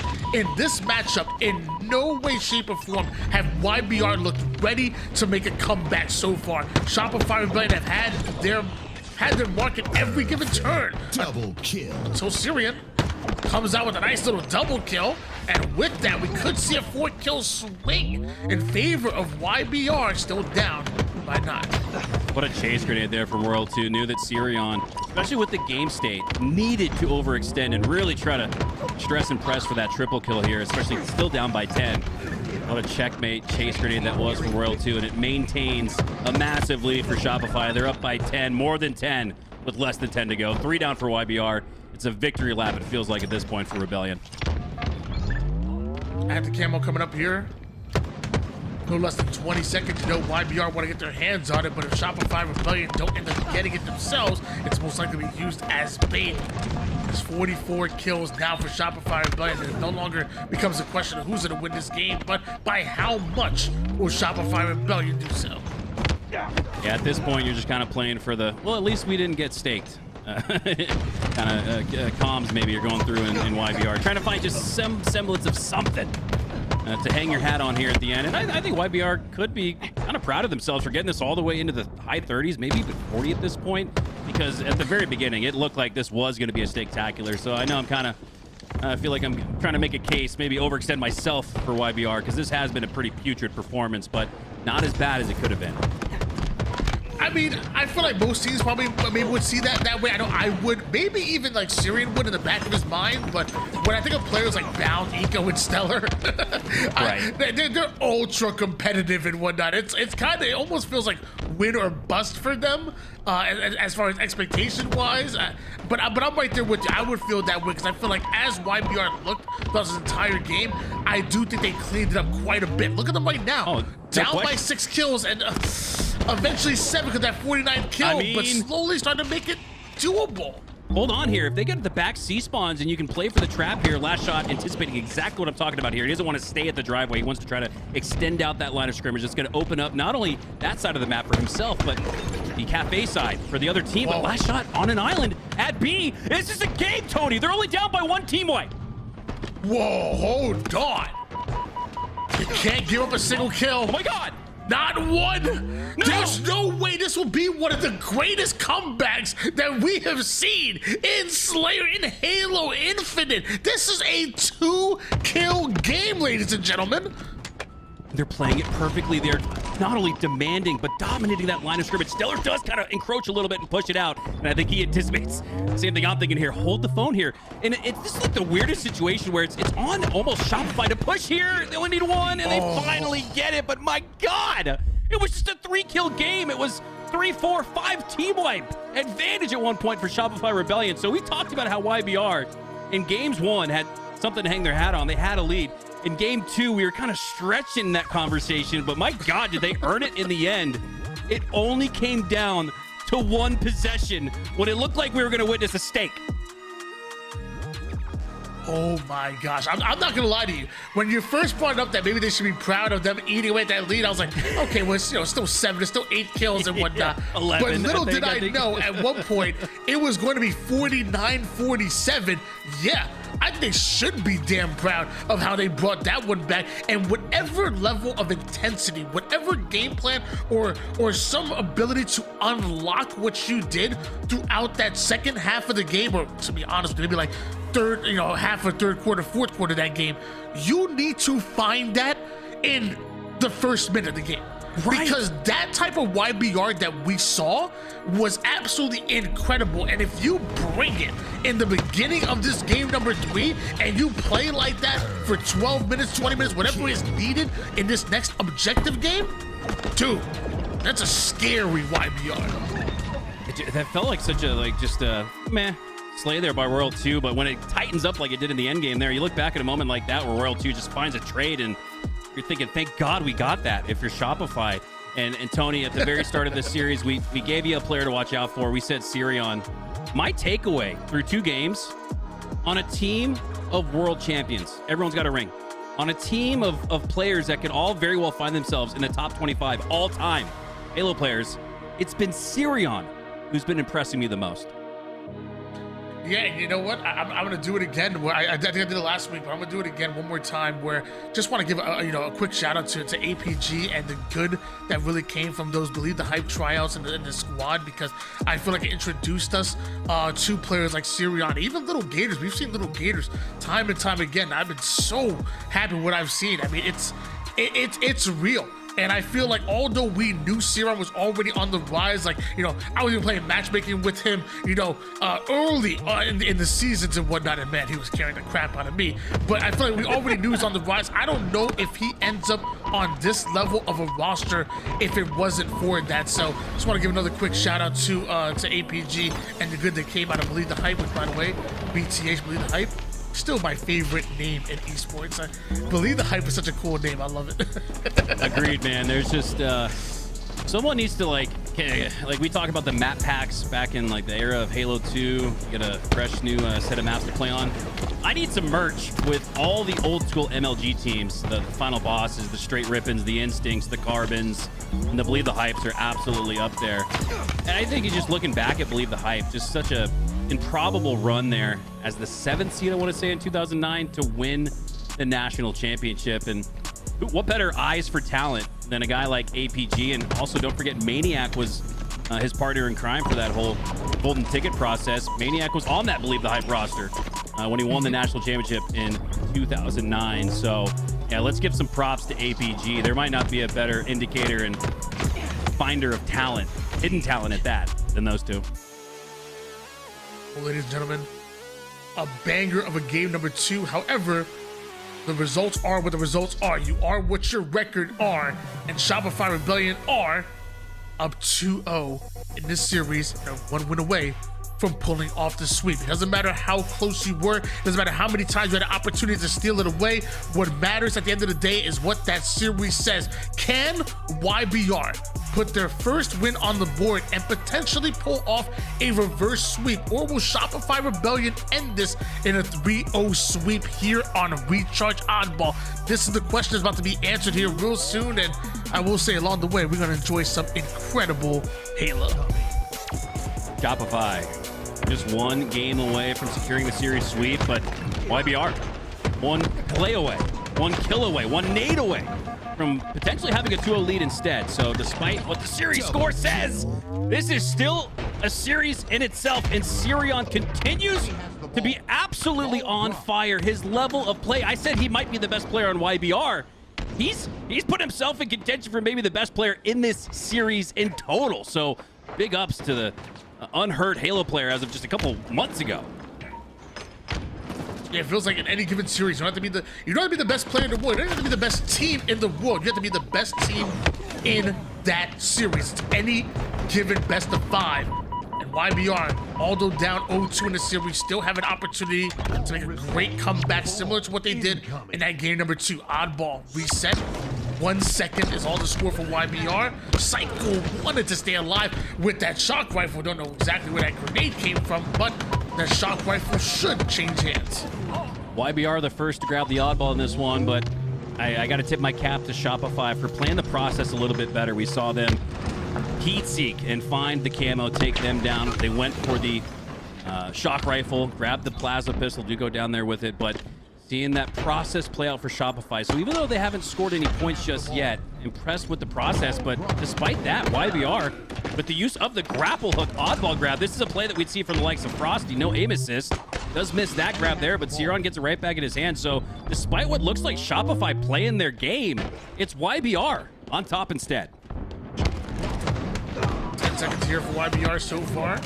Slowly starting to inch away, a few seconds of points their way, but it looks like with Shopify Rebellion get theirs, it's in a setup, and this is where seconds could turn to minutes. YBR want to get a break, they want it fast. Starts with a fight from Stellar across the map onto Frosty, which begins a rotation from World 2 away from the gold side and drops the ball and now challenges Stellar to fisticuffs. And this is exactly why you play your process, even when grenades are blowing off in your ear and the other team's taking the lead, maybe taking a numbers advantage in the slay category. You play your process, especially when it's as tried as true as Shopify to have earned them a world championship. This is what you get. They now have the lead. However, it's very close, 4 seconds, but Shopify are starting to regain that form. I would have liked to have seen YBR as the scrappy, hard to call him an underdog with so many great players, but as the underdog, try to stretch that to maybe 20 or 30. Instead, Shopify have taken advantage and regain the lead. Incoming. Forward down go YBR, and every single player from Shopify Rebellion alive on the map. That is not a good formula.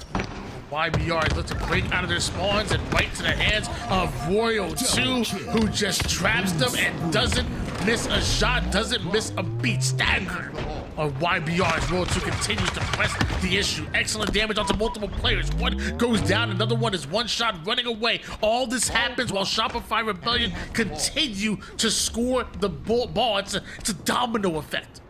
Royal 2 with the bandit in one hand, the protractor in the other, as lined up the angle to kind of skip that grenade up and off to the left for the waiting shields of YBR, who were trying to take positioning and space at the tower, but Royal 2 denied it. Has gone down since then, but despite that, that seemed to be a distractionary bait play. You can see all the action, all the scoring occurring here around the Needler side of the map, and Shopify have turned that into 44 and rolling. So Royal 2 off on an island a little bit, but he was pulling all the attention. Great play.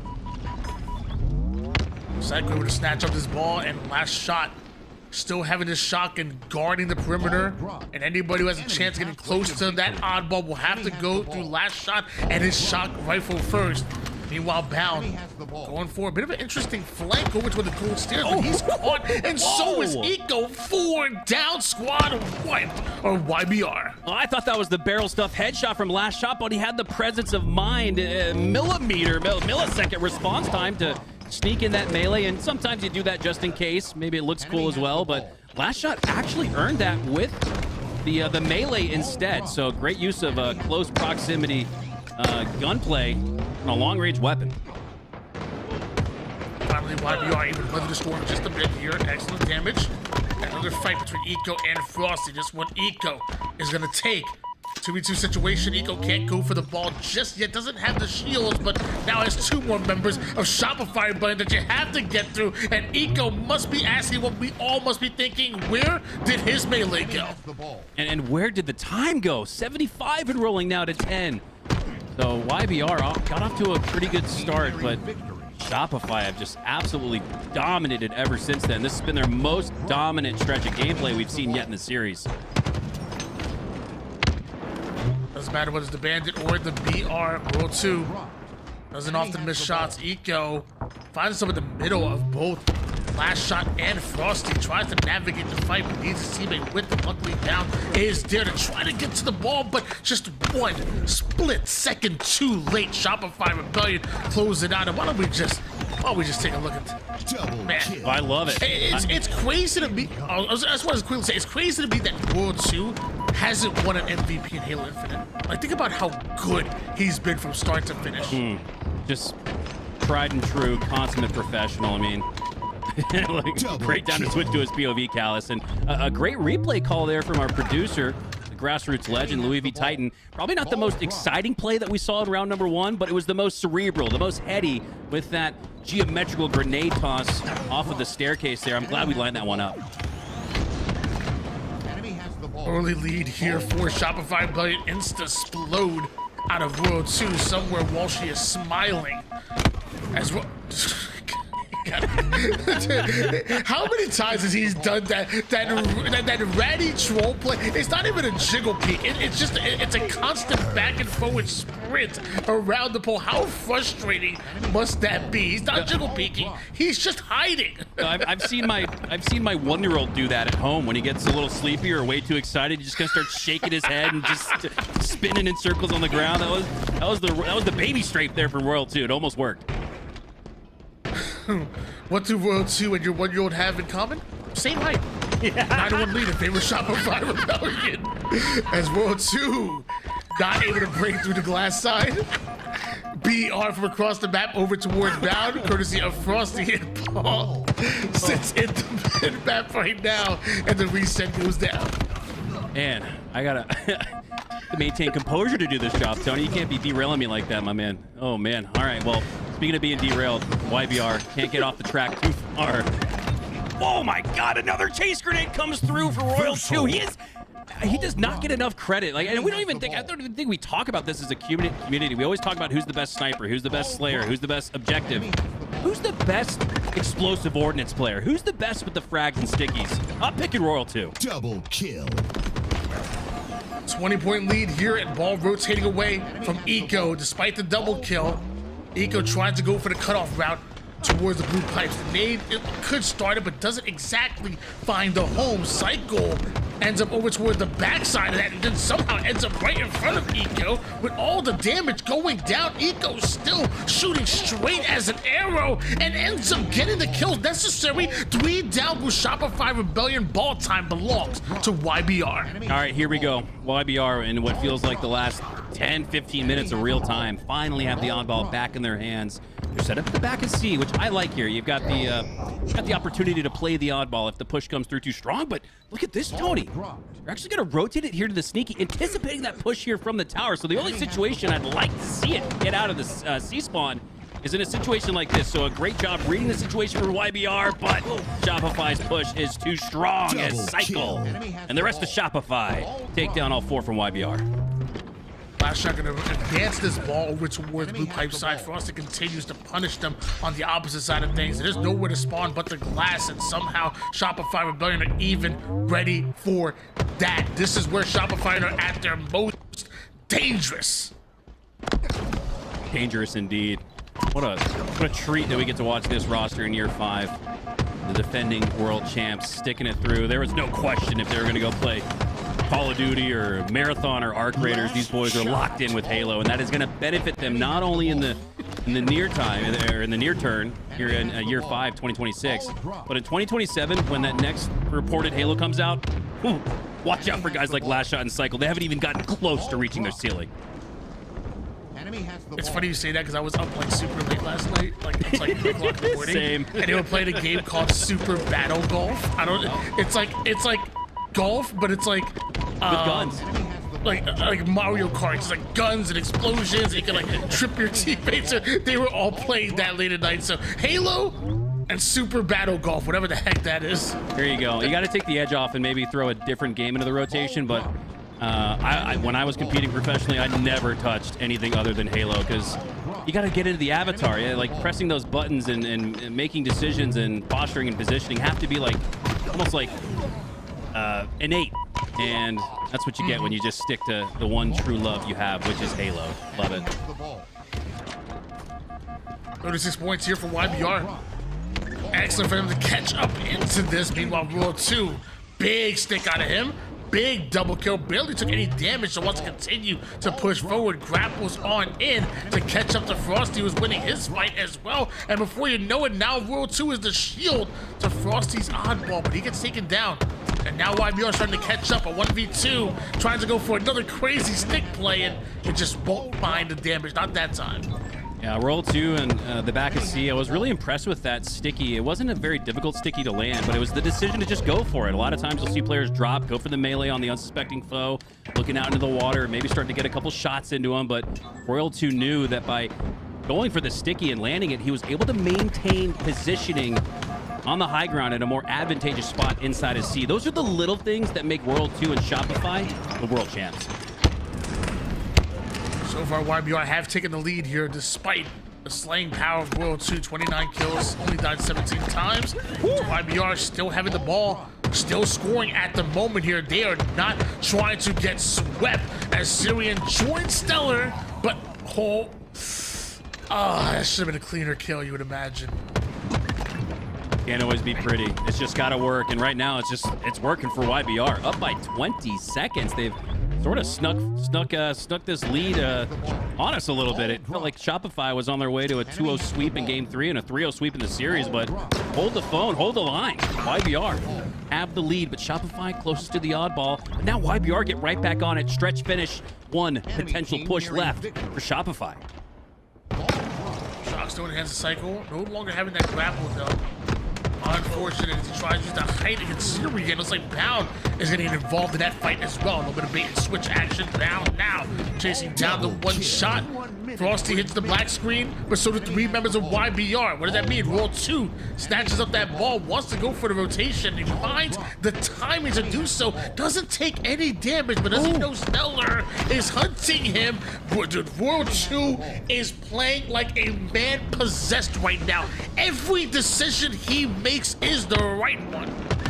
Shopify down by 15, 49 seconds left in regulation, and it feels like they should have the lead. after all is said and done here. Yep, 3 go down for YBR. Sirion, best play here is just to push out the line of scrimmage. Try to get a little bit of damage. Call for the cavalry, because if you take on Shopify 1v4, you're going to go down. There's not much time to waste. 85 to 83. Shopify have regained the lead. Now it's one final push for YBR, and smartly enough, Shopify just throw it off into the drink, and that's going to drain more of that regulation clock down. So while YBR do have the slaying advantage, Shopify just got the lead and milked some clock. But they go 3 down. Now it's YBR's best chance to come back. SR may have gotten the lead, but Syrian forced the play ball, and YBR with the follow-up kills might have just taken it right back. 3 down, go Shopify Rebellion, and could this be it? Can anybody from SR find the shots down range? Apparently not. YBR steal it, the rug right underneath SR's feet. All right. Man, we coined the phrase back in, I want to say gosh, it's been so many years of Halo. It was year 2 or 3 where that Into the Breach roster, I believe it was, the one where Wooden was playing in his first ever tournament, where they were down 0-2 in bracket play. And we coined the phrase reverse sweep trampoline in a game 3 oddball. The reason I feel like it's that, as YBR do go 4 down off the start, but in an oddball, Tony, you've got every opportunity and every bit of time to figure out and make those minuscule little adjustments to get back in the fight. I don't know if they're going to have the chance here, though, because Shopify have looked as dominant as they did at the start of game 2 here in the start of round number 3. But important to note that YBR do have a chance, and I feel like Shopify are just dwindling that down with every passing second. They have been absolutely flawless to start round 3. Enemy has the ball.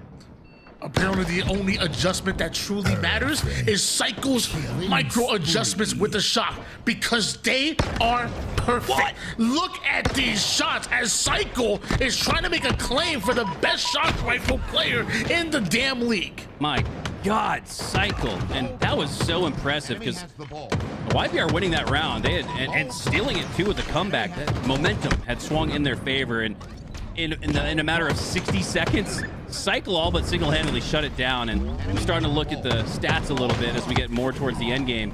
Royal 2, 40 and 23. What are those stats? That is ridiculous. He could drop 50. A statement being made by not only Cycle, but this entire Shopify Rebellion roster. Any team that comes to them will be tested, will be pushed to their absolute limits, and could be losing no matter what. As Shopify Rebellion up 2-0 in the series, 40-0 lead right now, and every push that YBR tried to formulate is stopped like a brick wall. Cycle and Shopify Rebellion are playing lights out. This is insane. After this possession, Royal 2 is going to find himself in the top half, potentially, of objective. And he's cleared above the main Slayer. 44 now. He's got 4 since we last spoke. That 50 might be more possible than you might imagine. It felt like if Shopify were to just dominate this round 3, he wouldn't have the opportunity to get to 50, but he might get there just anyways. Way to victory. Big shots from World 2 here. Able to take down Bound over towards one side of the perimeter, but not able to stop Stellar with this camouflage. Aldo down 0 to 64. This camouflage could be huge. The problem is World 2 is even bigger. Not only 46 kills, but now the Wingman medal, which means 10 assists. World 2 is doing it all. Did you trade that? Okay, I thought maybe I don't know why I thought that might have been a spike. I don't think there are any spikes on this map, but just World 2 so good with the grenades, you think he's going to find a way to pull a rabbit out of the hat. Wasn't able to there, but 46, 10, 26 with 25 seconds of time. Usually, Tony, when you're fragging out like this, you kind of just, you don't have to tell the other team, you guys got the oddball, but World 2 is making himself a problem. They've been suffocating the map this entire time. All of Shopify Rebellion have been doing it, and it definitely starts and ends with World 2. Finally, YBR able to grab a hold of this oddball, but it's the first few seconds worth of points, and the moment they do, who's on the doorstep? Who's knocking on the door? Maybe knocking it down. It's World 2 looking for 50 as he passed the ball to Cycle. He says, "This ain't mine, young man." That was 100% a, hey, I'm 1 kill away from 50. Why don't you hold on to this for me? He does get the opportunity there with Stellar pushing him, but Royal 2 is going to stop short of that 50 goal, but I don't think he cares. Shopify, dominant as ever, sweep the series. Wow. And it's highly unfortunate because, again, we're going to talk about it. This entire series, YBR, able to put on some massive comebacks. And Live Fire King of the Hill, it looked out of it. What do? They bring it over toward that tower side hill and almost win it. In game number 2, they were losing by double digit for what felt like 85% of that game. What do? Come back, bring it back 49-47 and almost steal that one away. And even in this one, you take a round, you bring it to a round number 3, but almost just ain't good enough. 49 bomb out of Royal 2, 24.3 KDA, Psycho, 26 kills, 21 assists, and some of the most electrifying shock rifle plays that we have seen in a long time. Shopify Rebellion, your reigning world champions, and man, on the road to Dreamhack Birmingham, looking quite good. Sirion with a sneaky 37 slays, 10.5k damage. He was right there with Frosty. Royal 2 with 11.3. My God, that is absolutely, that's his matchmaking stats. And he's doing here against what could be their greatest threat in the bracket. So Shopify will move on to the winter semifinals where they'll take on Inconceivable. I believe that'll start bright and early tomorrow at 11 a.m. Central Standard Time here on LVT. Luminon filling out the other side of the bracket, and they'll await the winner of Usu Benny and King's Order. Well, ladies and gentlemen, a little bit of bittersweet here. This has been an amazing Dreamhack Birmingham qualifier stream, and from start to finish, we saw lights out action, even going back to the likes of Noobs and what they did the first few rounds, going up into Luminon Gaming and what they look like, looking at YBR, who seemingly looks so much better than they have in the past. The last couple of weekends, they come in, they look strong, but one thing is just staying in my mind. Shopify Rebellion are who we thought they were, and that's damn good. I'm really curious to see if Shopify's all-out dominance causes a hurricane level roster mania, right? We've seen that before. It's a traditional in Halo to see a team that's just that dominant at number 1, and even a team that's at number 2 and giving them some trouble in series still decide to make a team change, because even though they're only 1 kill away, 1 play away, 1 nade away, easier said than done, right? Like those icy endgame moments, it's always the better team that wins that one. So while you could make a case YBR were right there, they truly were just 1 play away, it's a little bit wider gap than it really looks like when you kind of take all things into consideration. Oh, ladies and gentlemen, why don't you send out the bat signals, Hit up Lucid, hit up Sparty. I think Formal's going to watch Sparty, hit him up. We gotta find some kind of God squad that comes together and that's going to test Shopify Rebellion. And maybe it will be Luminon. Maybe it will be the rumored FaZe roster. Maybe it will be Reality Check, because I will say we've seen Shopify Rebellion lose games, lose series, and when we come back tomorrow, we'll have conclusion of your Dreamhack Birmingham qualifier. And I will say, as good as they looked against YBR, Shopify Rebellion have been beat. Who's going to test them tomorrow?